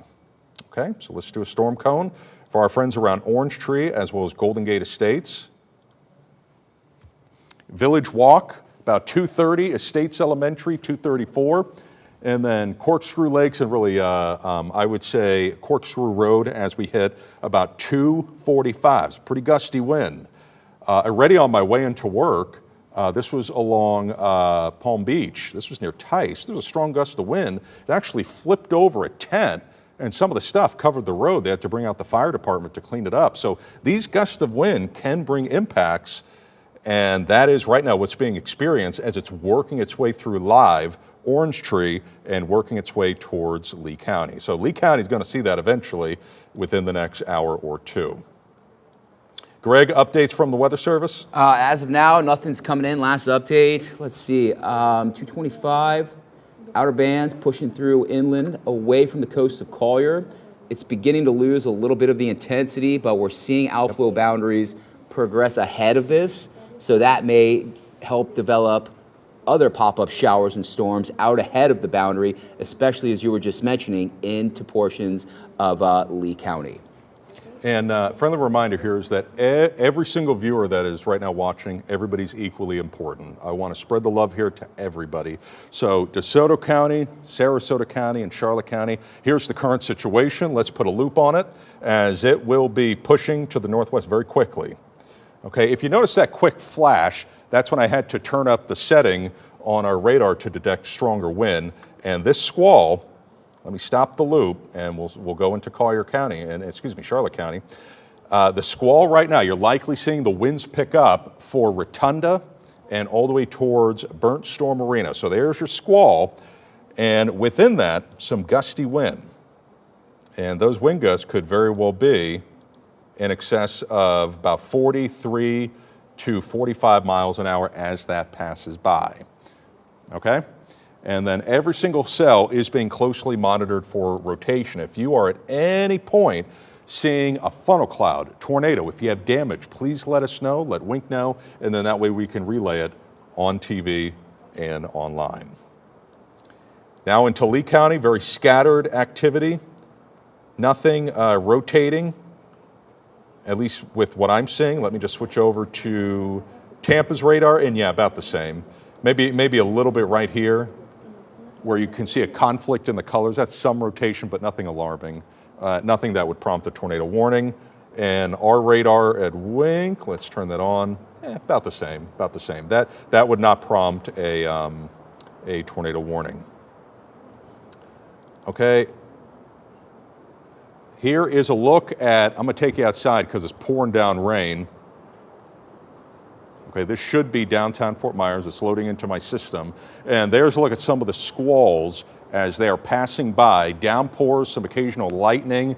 And this is why we're all inside now, and we're just waiting until this system passes by. It's not going to be a direct impact, but especially if you are within a tornado warning, you need to take this system seriously. So Now let's zoom on back in to that tornado warning. Here's the very latest with the core of Idalia.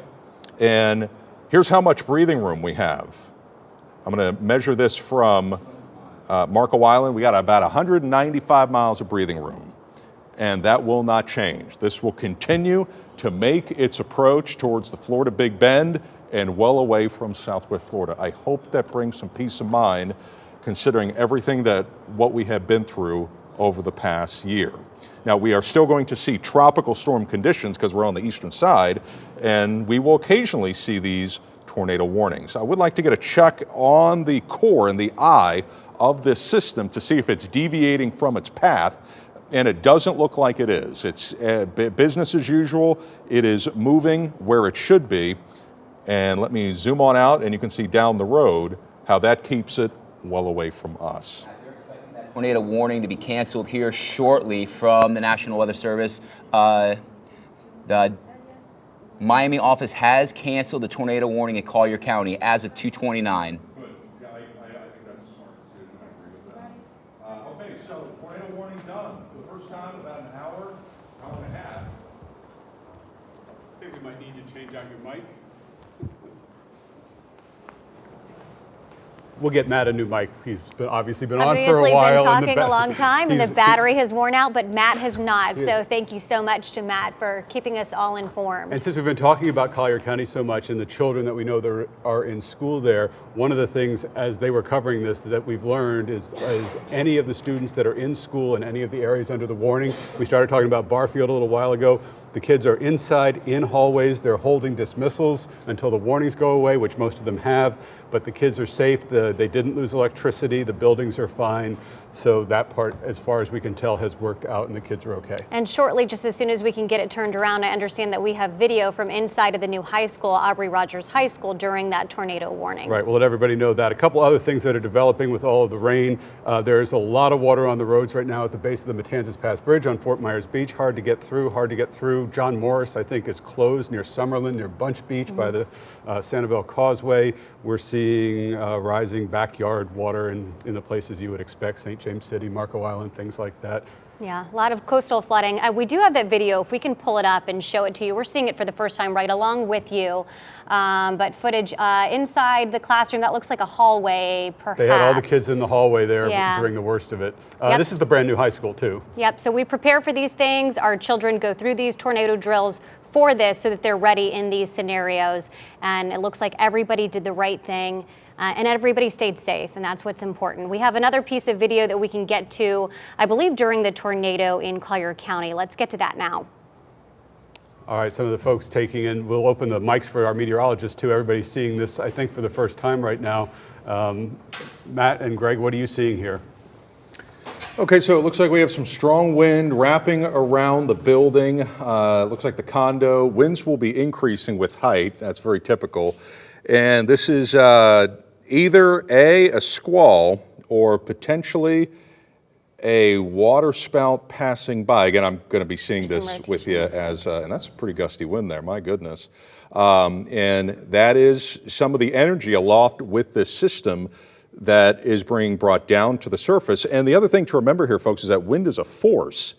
So if you have a wind force of 60 miles an hour, that is also what is pushing up our tides and also coinciding with the second August full moon. So it's just terrible timing here.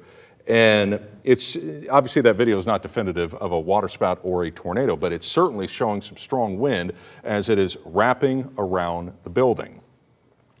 So let me take you once again into Collier County, where I'm so happy to hear the earlier video that the kids were taking their tornado safety precautions and that they were safe. There was a tropical storm warning in effect yesterday.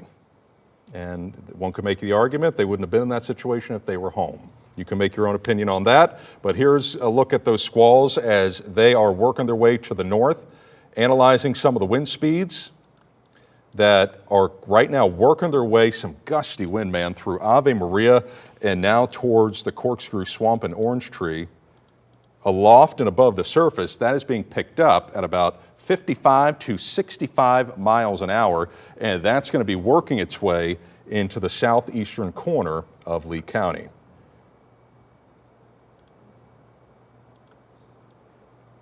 Greg, you getting any more updates coming in? As of now, I'm just kind of getting my radar loop ready to go because I want to give you a break because you've literally been nonstop for the last hour and a half or so. So you definitely need to, you deserve a drink of water, buddy. You've been working hard over here.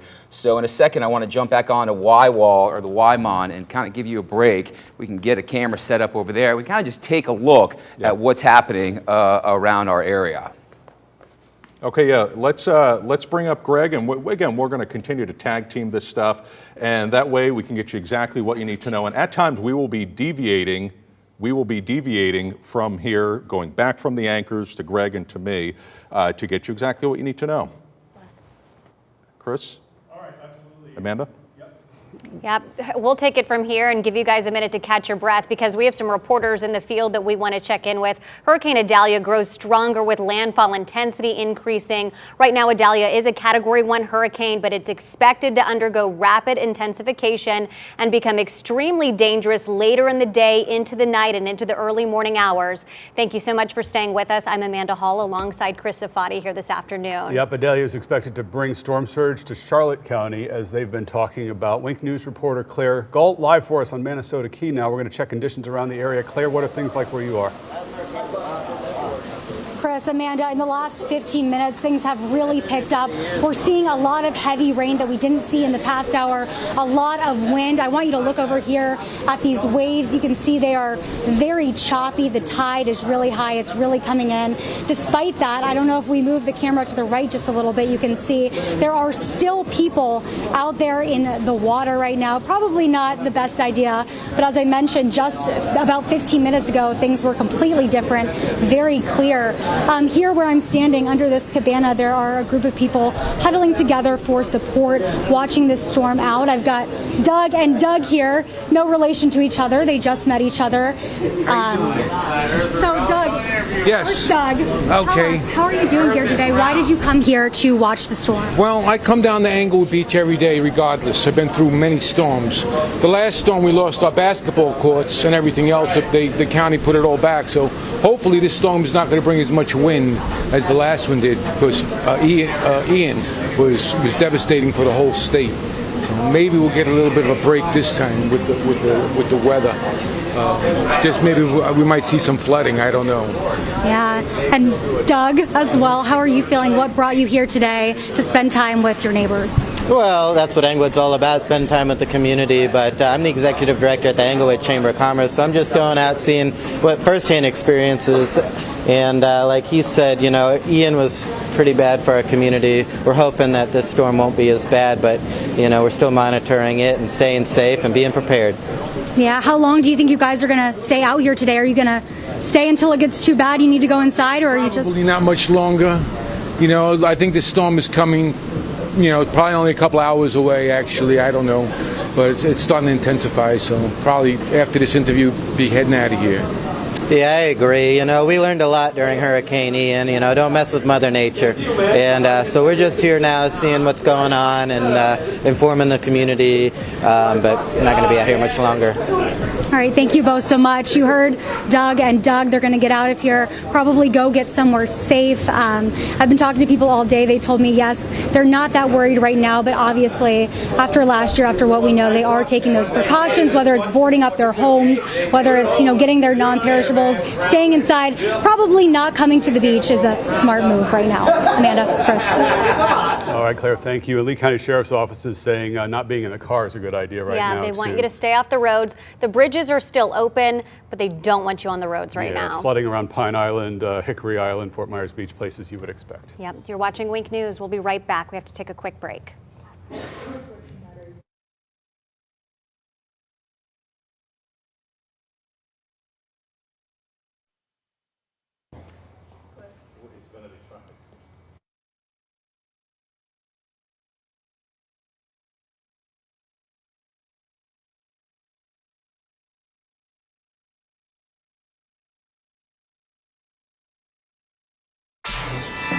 Hola, los saluda Lisette Ceja con una actualización acerca del paso del huracán Idalia, que actualmente estamos viendo lo que es las resacas de este huracán en nuestra región. Estamos viendo la cámara aérea que sobrevé Downtown Fort Myers y como puede ver está un poco lluvioso en esa área.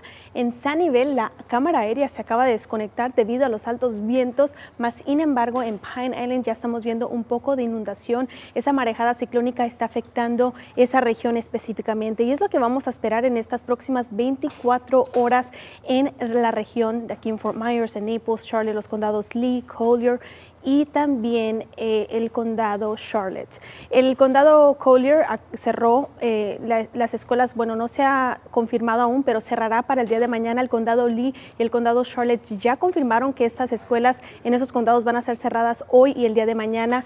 Más sin embargo, hemos tenido unos avisos de tornado en el condado Collier hace unos pocos minutos. Le aviso que las escuelas ya dieron a conocer que los estudiantes están sanos y salvos. En las próximas horas, esas movimientos y esas células de lluvia van a estar atravesando nuestra región, especialmente durante las horas de la madrugada el día de mañana, miércoles, así que estén muy atentos. Si los vientos cogen más de 40 millas por hora, no se recomienda que usted maneje en la intemperie, en cualquier lugar, inclusive los puentes, no se le recomienda que maneje. El ojo del huracán va a estar atravesando el norte de Florida. ¿Y qué se espera aquí con nosotros? Bueno, le cuento que marejada ciclónica de hasta 4 pies. Continúa con nosotros para mantenerse informado en solo unos minutos.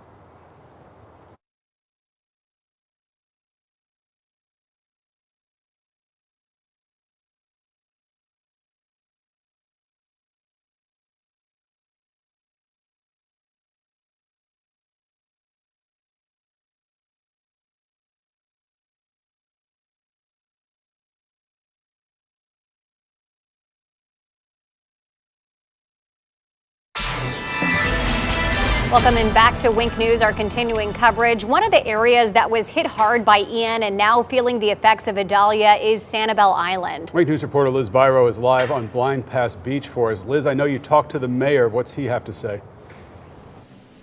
Yeah, I'm actually at the Island store right now on Captiva. I just left Blind Pass Beach where we are watching over the course of a couple of hours the water coming up onto the beach and also watching a lot of people evacuate. I'm joined now by Mayor Richard Johnson. Richard, thank you so much for joining us today. Certainly. Yeah, my first question for you today, you know, we saw water coming up on Blind Pass. Were you shocked or worried by that? Not shocked and not worried. It's something that we expected. It's something that we prepared for. And you know, as you well know, we're no stranger to a little bit of water down here on Sanibel. Definitely, definitely. And we also saw a lot of cars, you know, using Sanibel Captiva Road, getting off the island. Evacuations right now. Should people be evacuating? People should be in a safe place. If they feel more comfortable to be off the islands of Sanibel and Captiva, by all means, now's the time to make that move. However, if your home is secure and you feel that you're in a safe place here on the island, you're fine here as well. So whatever works best for the individual. Definitely. And with the Causeway, obviously right now it is a temporary bridge. We had talks yesterday with Rick Scott and Mayor Holly Smith about this. Thoughts on the Causeway right now? Any concerns? No concerns for the Causeway. It's in better shape today than it was a year ago. Actually, they finished driving the sheet pile to support those approaches that washed out before. So I feel very comfortable that the Causeway is secure and we'll be safe with it. Definitely. And just overall right now, I mean, here we are 11 months after Hurricane Ian. How are we feeling right now? Just another storm hitting us. It's a little bit of deja vu, but you know, we're well prepared for this. We know how to react. Many of us have lived here on the island for decades, and we recognize the threat, and we're well prepared. So I'm feeling optimistic that this will be just another event for the history books, and we'll brush up against it and get on with our lives. Definitely. Anything you want to say to people on Sanibel and Captiva right now or just in the area? Actually, I do have a message for you. Please stay in your homes. Watch Wink News for the reports that show what's going on outside, and stay off the roads. It's not necessarily a good place to be right now while the storm passes. The other thing is I did speak with the city manager this morning, and we are going to close city offices tomorrow. So we're going to follow suit with Lee County. They're going to close, and we're going to do the same. We will have essential personnel. We will have our emergency personnel here as long as it's safe to be here. Awesome. Thank you so much, Mayor. Thank you, Appreciate Liz. that. That was Mayor Richard Johnson. City offices will be closed tomorrow, and we'll keep you updated here on Wink News. Live on Captiva, Liz Byro, Wink News. All right, appreciate it, Liz. And those of you in Englewood are top of mind as Idalia moves up the west coast. Especially if you had damage from Hurricane Ian. Wink News reporter Tiffany Rizzo is live in Englewood. Tiffany, tell us how you're doing there.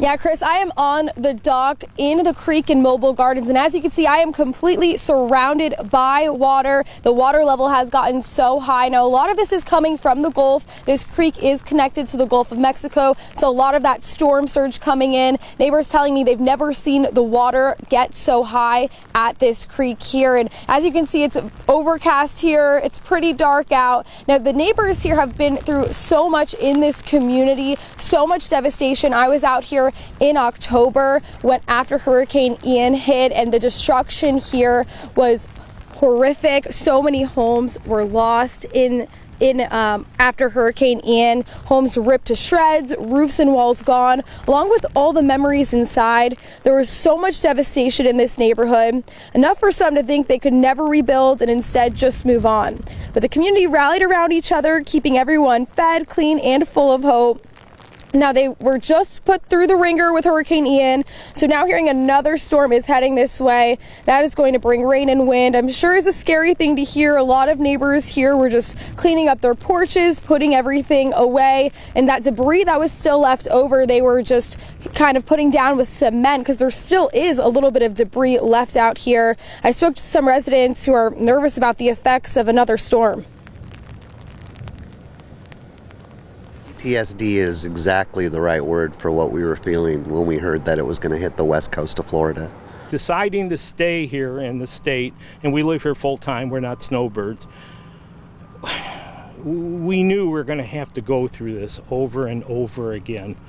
And I was hoping we wouldn't be this year. The only thing I do is prepare and decide, well, if it looks like that bad, I'll take the motor home and leave. Now, the people here have already been put through so much, so this uncertainty of the storm is definitely something that they have been concerned about. So we're going to keep you guys updated on everything. Reporting live in Englewood, Tiffany Rizzo, Wink News. And as you can see, the rain falling down there, and that's likely just going to be the story over the next couple of hours as pockets of southwest Florida still dealing with these outer bands of Hurricane Idalia rapidly moving from the south to the north, anywhere between around 30 and 50 miles per hour. So we can zoom in right now. Who's getting soaked? Who's seeing the heaviest of rain? If you're driving on pockets of 75, the Alligator Alley, south through the Tamiami Trail, obviously you are driving through very windy conditions and very wet road conditions, so likely going to be dealing with some ponding, low-lying areas, and also can't rule out some flooding concerns as well. Happy to report we haven't had any flood watches, flood warnings, or zero flood advisories as of now. That may change as we continue to progress throughout our Tuesday afternoon, but as of right now, Wink Doppler 3X radar, 3 times more powerful, highlighting who's seeing the heaviest of the rain. I also wanted to quickly transition on over to our velocity parameter. Now, this is what Matt was showing you earlier this afternoon when we did have those tornado warnings. As of now, we're not seeing any winds coming together and going apart, indicating rotation. But what it does also tell us is who's seeing the gustiest of the conditions. We've had reports anywhere from around 40 to upwards of 60-mile-per-hour wind gusts. We can zoom in through pockets of Collier County right now, and this is just within the last 5 to 10 minutes, where our radar estimates of about 40 to 60 plus mile per hour winds in these general areas, thanks to those fast pulses of the outer bands. And you can see from Golden Gate Estates north through the Orange Tree area and then extending west towards 75, anywhere between around 40 upwards of around 60 mile per hour wind gusts. Now, these aren't sustained winds. It's not just a 60 mile per hour wind consistently, but we're having reports of those gusts associated with those fast-moving showers and thunderstorms. Just outside of Estero, outside of Lover's Key, radar estimates of about 40 to 45 mile per hour wind gusts. So this is exactly what we are expecting to happen this afternoon as we see these pulses of these outer bands work their way through, dropping copious amounts of tropical downpours and then also delivering a second punch of some very gusty conditions. Once again, sustained winds, this is not what we're seeing. We are seeing the wind gusts reported across the area. So now we can go north throughout portions of Lee County from about Villas north through Page Field. It's currently dumping out at the Wink Studio in downtown Fort Myers right now, but the winds, notice, aren't that gusty at about 25 miles per hour. As you go just to the south of that, they do pick up with some of those locally or heavy storms, roughly gusting to about 40 to 50 miles per hour. So as of right now, slowly starting to see lesser amounts of those heavy rain bands working their way from Naples, Marco Island, and then south along portions of the Tamiami Trail. As we work our way north into central northern Collier County, Ave Maria, Immokalee, you all just got slammed with heavy rain. You can see how fast that these outer bands are rapidly moving to the north. So currently LaBelle, you all are basically dry. That will likely change within the next 20 to 30 minutes as this pocket of heavy rain and these outer bands will swirl their way into your area. Also, Clewiston, Moorhaven, maybe a couple of spot showers, but you all are currently in the clear. I wouldn't doubt that some of this outer band activity in extreme eastern Collier as well as Glades County and Henry County work their way to the north over the next 20 to 30 minutes. So let's kind of track this out for you as this outer band rapidly moves to the north. Heads up LaBelle, basically right about now to about the next 10 minutes. Port LaBelle at about 2:55, and then Hall City just past the top of the hour, where you can expect a very heavy dose of very heavy tropical downpours. Right on top of Lehigh Acres right now, right on top of downtown Fort Myers, extending north of the Caloosahatchee into North Fort Myers, and then also waves of rain impacting portions of Cape Coral, south through Iona, and then as we also work our way south towards RSW, Estero, slowly starting to see the heaviest of the rain, this batch of rain I should say, slowly starting to work its way out of your area. Now you're currently just dealing with some light to moderate steady rain, but essentially, long story short, everybody will get in on the rain at some point this afternoon. We will continue to see these on and off bands of locally heavy downpours and tropical rain over the next 12 to 24 hours. Now as we work our way into Charlotte County from Punta Gorda north through Port Charlotte, extending north into Northport, Englewood as well, dealing with steady to heavy rain showers. Rotunda south through Boca Grande, you all are currently getting slammed with heavy rain as well. Notice you're not seeing too much cloud to ground lightning. A couple of white dots here and there, but with these tropical downpours, typically these are just heavy amounts of rain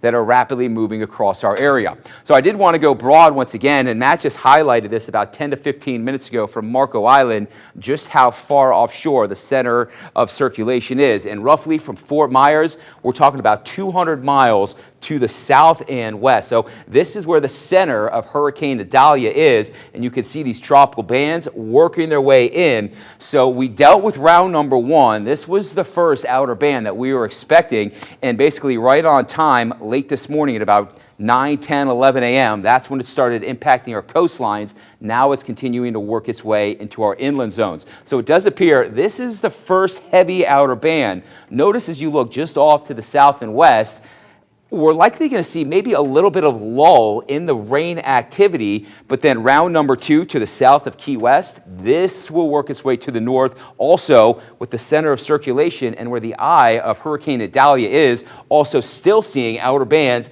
that will once again stream on into the area. So this is what we are anticipating throughout our Tuesday. Pockets of heavy rain, locally heavy tropical downpours, then a little bit of a lull in the action, and then just like that, we see another round of heavy rain. And this is what's to be expected, and also embedded within some of these outer bands, as we've already seen, can't rule out some quick isolated tornadoes, so the possibility of tornado warnings will continue for the remainder of your Tuesday afternoon, overnight, and into early Wednesday morning. Hey, let's take a look at our 9 live Skycam network across Southwest Florida. You can see from Placida, the flags are blowing, Alligator Alley, the roads are soaked, Marco Island, obviously the beaches are empty. Arcadia, overcast skies, Bonita Springs as well. You can see those palm trees literally blowing in the wind. Now, this is a very useful tool right here. This is our Wink Sky Cam out at the studio, and it's literally above our studio, and it's pointed down right on top of Jerry's Creek. This is a tributary that goes into the Caloosahatchee, and use this dock as a reference. That will let you know how high that storm surge will eventually get and how fast it will come up. So kind of take a freeze frame picture of that dock, and you can literally see within the next hour or so if we'll slowly start to see a water rise, which is what we're expecting across southwest Florida. This will absolutely not be a Hurricane Ian. This will not be 10 plus feet of storm surge. 1 to 3, maybe 2 to 4 feet of storm surge definitely can be expected this afternoon, overnight, and into early tomorrow morning as we deal with that onshore southwesterly wind coming from the Gulf.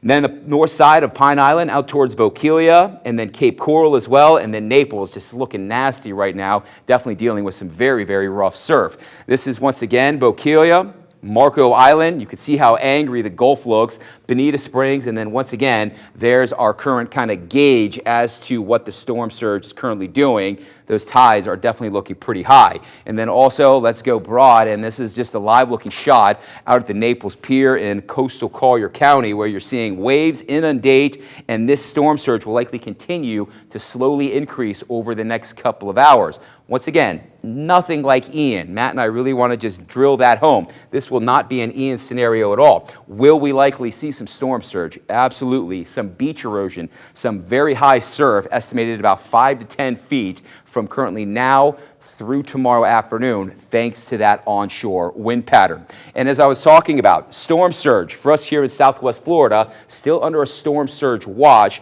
from about Sarasota County and north through Tampa, extending north through the Big Bend. That's where they will likely feel the largest impacts from the storm surge, upwards of around 4 to 7, and then maybe 7 to 11 feet. But for us here locally, we're expecting impactful storm surge of about 2 to 4 feet.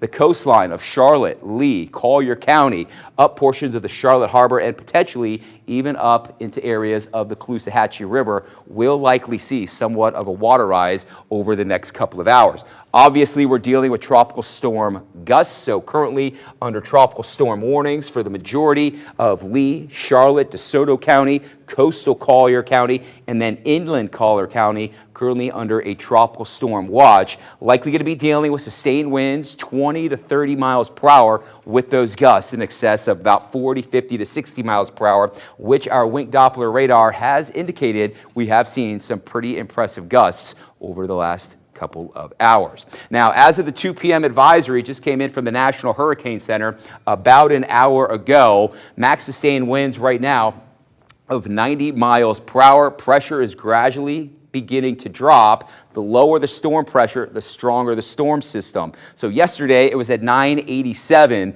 Currently it's at 974. So within a 24-hour period, it's basically dropped about 14 millibars of pressure, which indicates a stronger storm system. Good news with Idalia is that it is moving fast to the north at 15 miles per hour, likely having landfall impacts across pockets of the Big Bend late tonight and into early tomorrow morning. Let's toss it back on over to Matt right now. He's got the latest. Okay, sounds good, Greg. And what I would like to do here is we're going to start with the big picture across all of the state and all across southwest Florida, and there it is. As the overall theme has not changed, let's punch up weather one. Let's punch up weather one, and that will be able to show you those showers and storms as they are working their way through. Hello. And here is a look at the core as well as the worst part of the storm, as it is going to be avoiding southwest Florida as it works its way through. So we are seeing the outer bands. Let's take a look across the entire area so that way there are no surprises. Before we do that, let's analyze the core and make sure that it is still on its forward progress to the north, and it is. So no surprises with this one.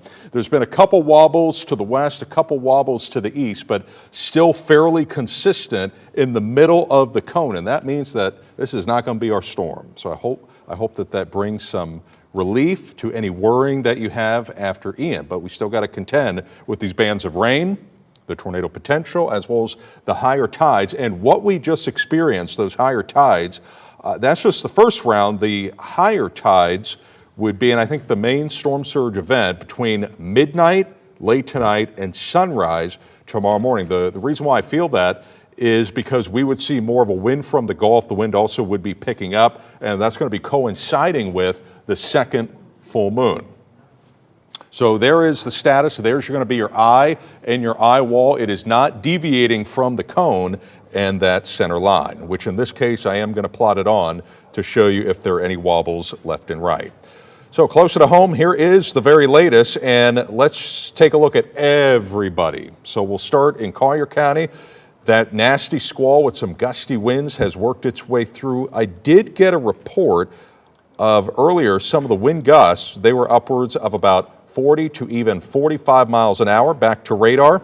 A fairly nasty part of the storm is right now passing by areas of Lee County and extending into Hendry County. This is one of those squalls where the wind is going to be picking up significantly.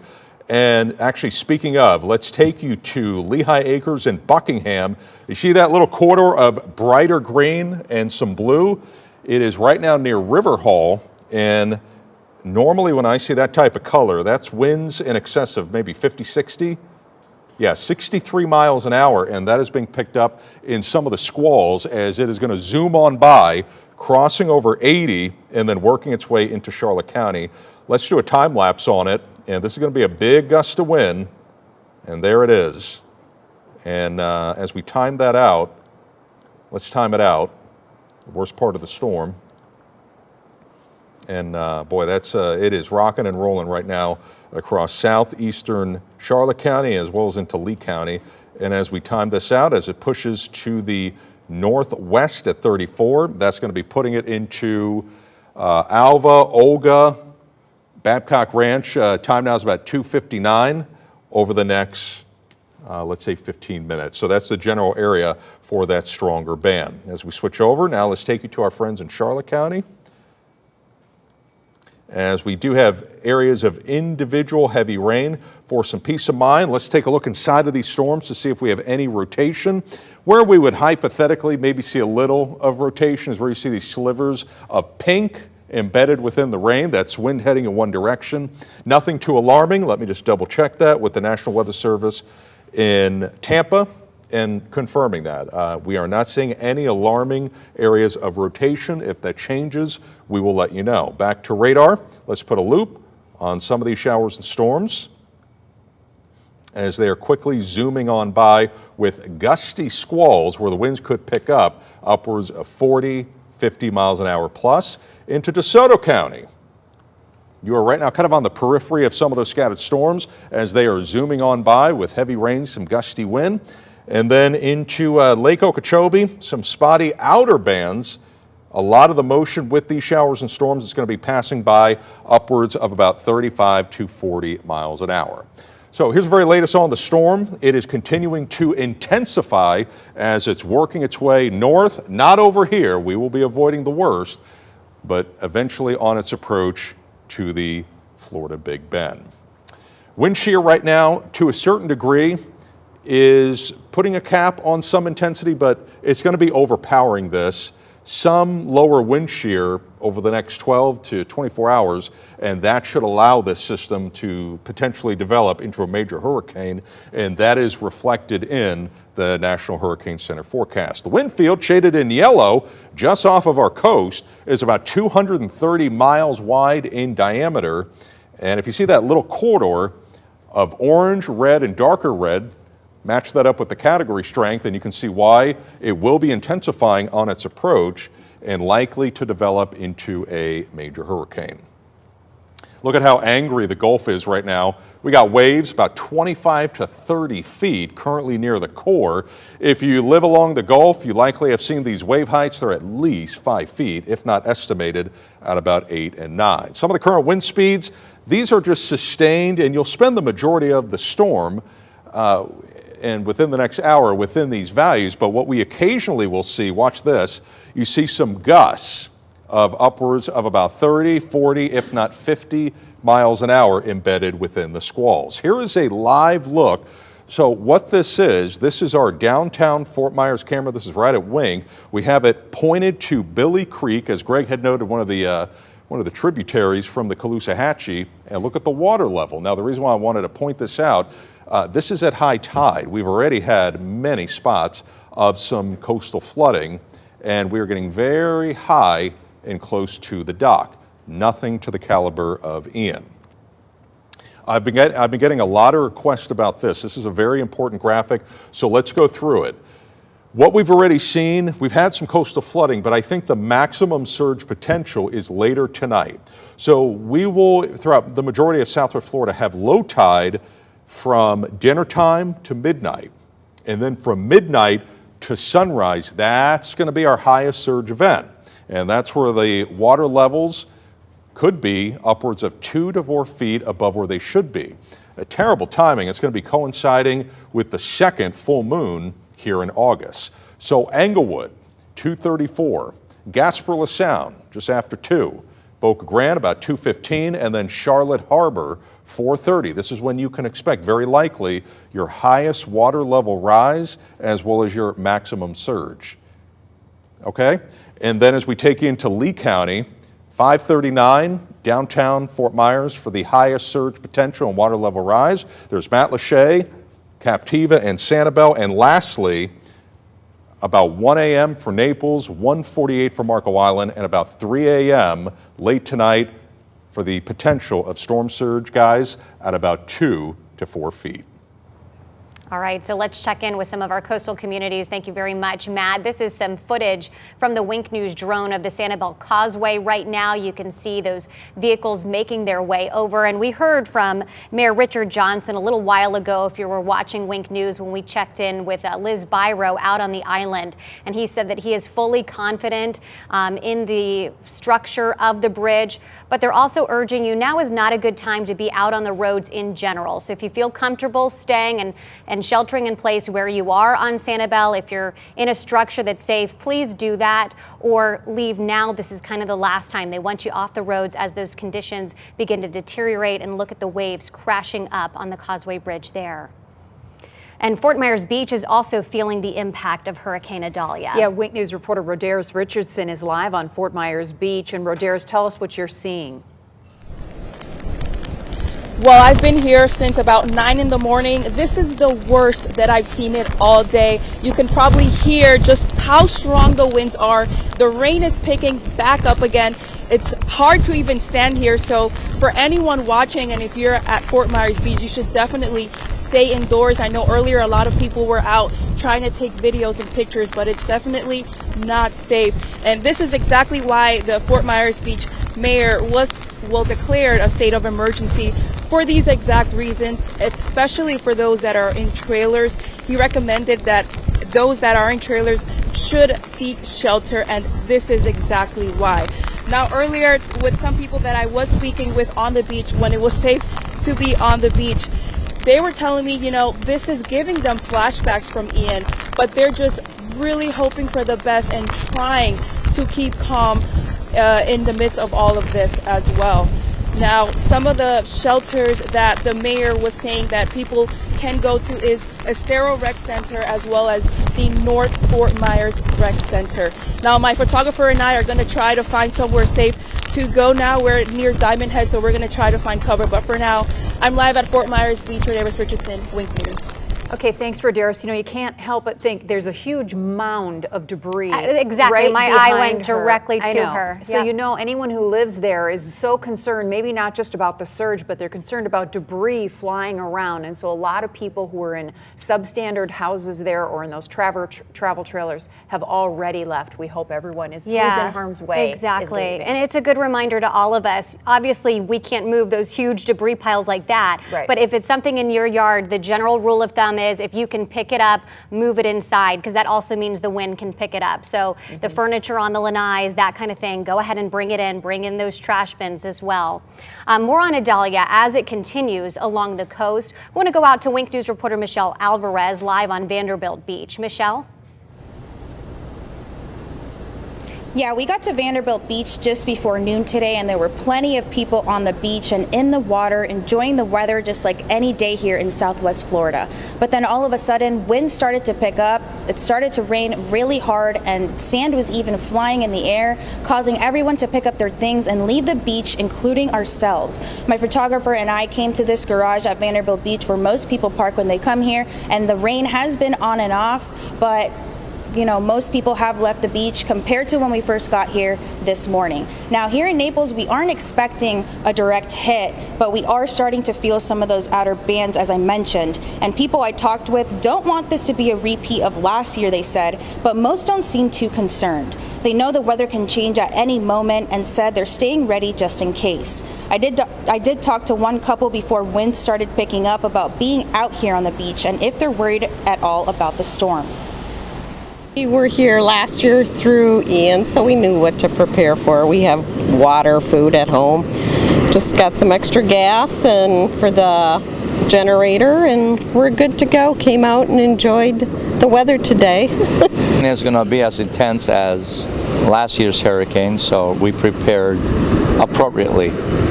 So we know the hurricane's going to be pretty far north of here, so we did our typical grocery shopping. We just bought a couple of gallons of gas just in case we lose power. But other than that, we we're in good shape. And as I mentioned, we are in the parking garage as of right now because we actually just went over that tornado warning we were keeping an eye on. I also just got off the phone with Collier Emergency Management Director Dan Summers. He told me as of right now, no power outages and no injuries have been reported, but they're also keeping an eye on this storm and will continue to update people as necessary. For now, reporting live on Vanderbilt Beach, Michelle Alvarez, Wink News. Okay, thank you, Michelle. Naples police was sending out pictures, a lot of surface flooding in certain areas with those heavy rain bands coming through, things starting to calm down there, but all those tornado warnings too, something to be aware of in those bands of Idalia as they come through our area. We'll keep an eye on that for you here as well. Let's move now to Matlacha, an area that was really hit hard by Hurricane Ian. Wink News reporter Zach Oliveri is there. Zach, how are you doing there? I see you're seeing some rain. Lows, yeah, we're getting some of those outer bands. We're seeing a lot of rain, a lot of wind as things have been picking up in the last 20 minutes or so. It's been off and on pretty much most of the day. We've had some moments where it's been a little bit of sprinkles, but now we're starting to see a lot of that heavy rain. And what we've been keeping our eye on is right over here. You can see the water levels creeping closer and closer to some of the homes over here. We are off Pine Island Road Northwest and Matlacha Avenue. We've been also seeing a little bit of street flooding over here as my photographer could pan over, but it has improved since we've gotten here. We've seen Matlacha Fire Rescue make their way down here. Cars have been able to move back and forth. But as I said, the drains appear to be working as it has receded in the last 30 minutes that we've been out here monitoring this road.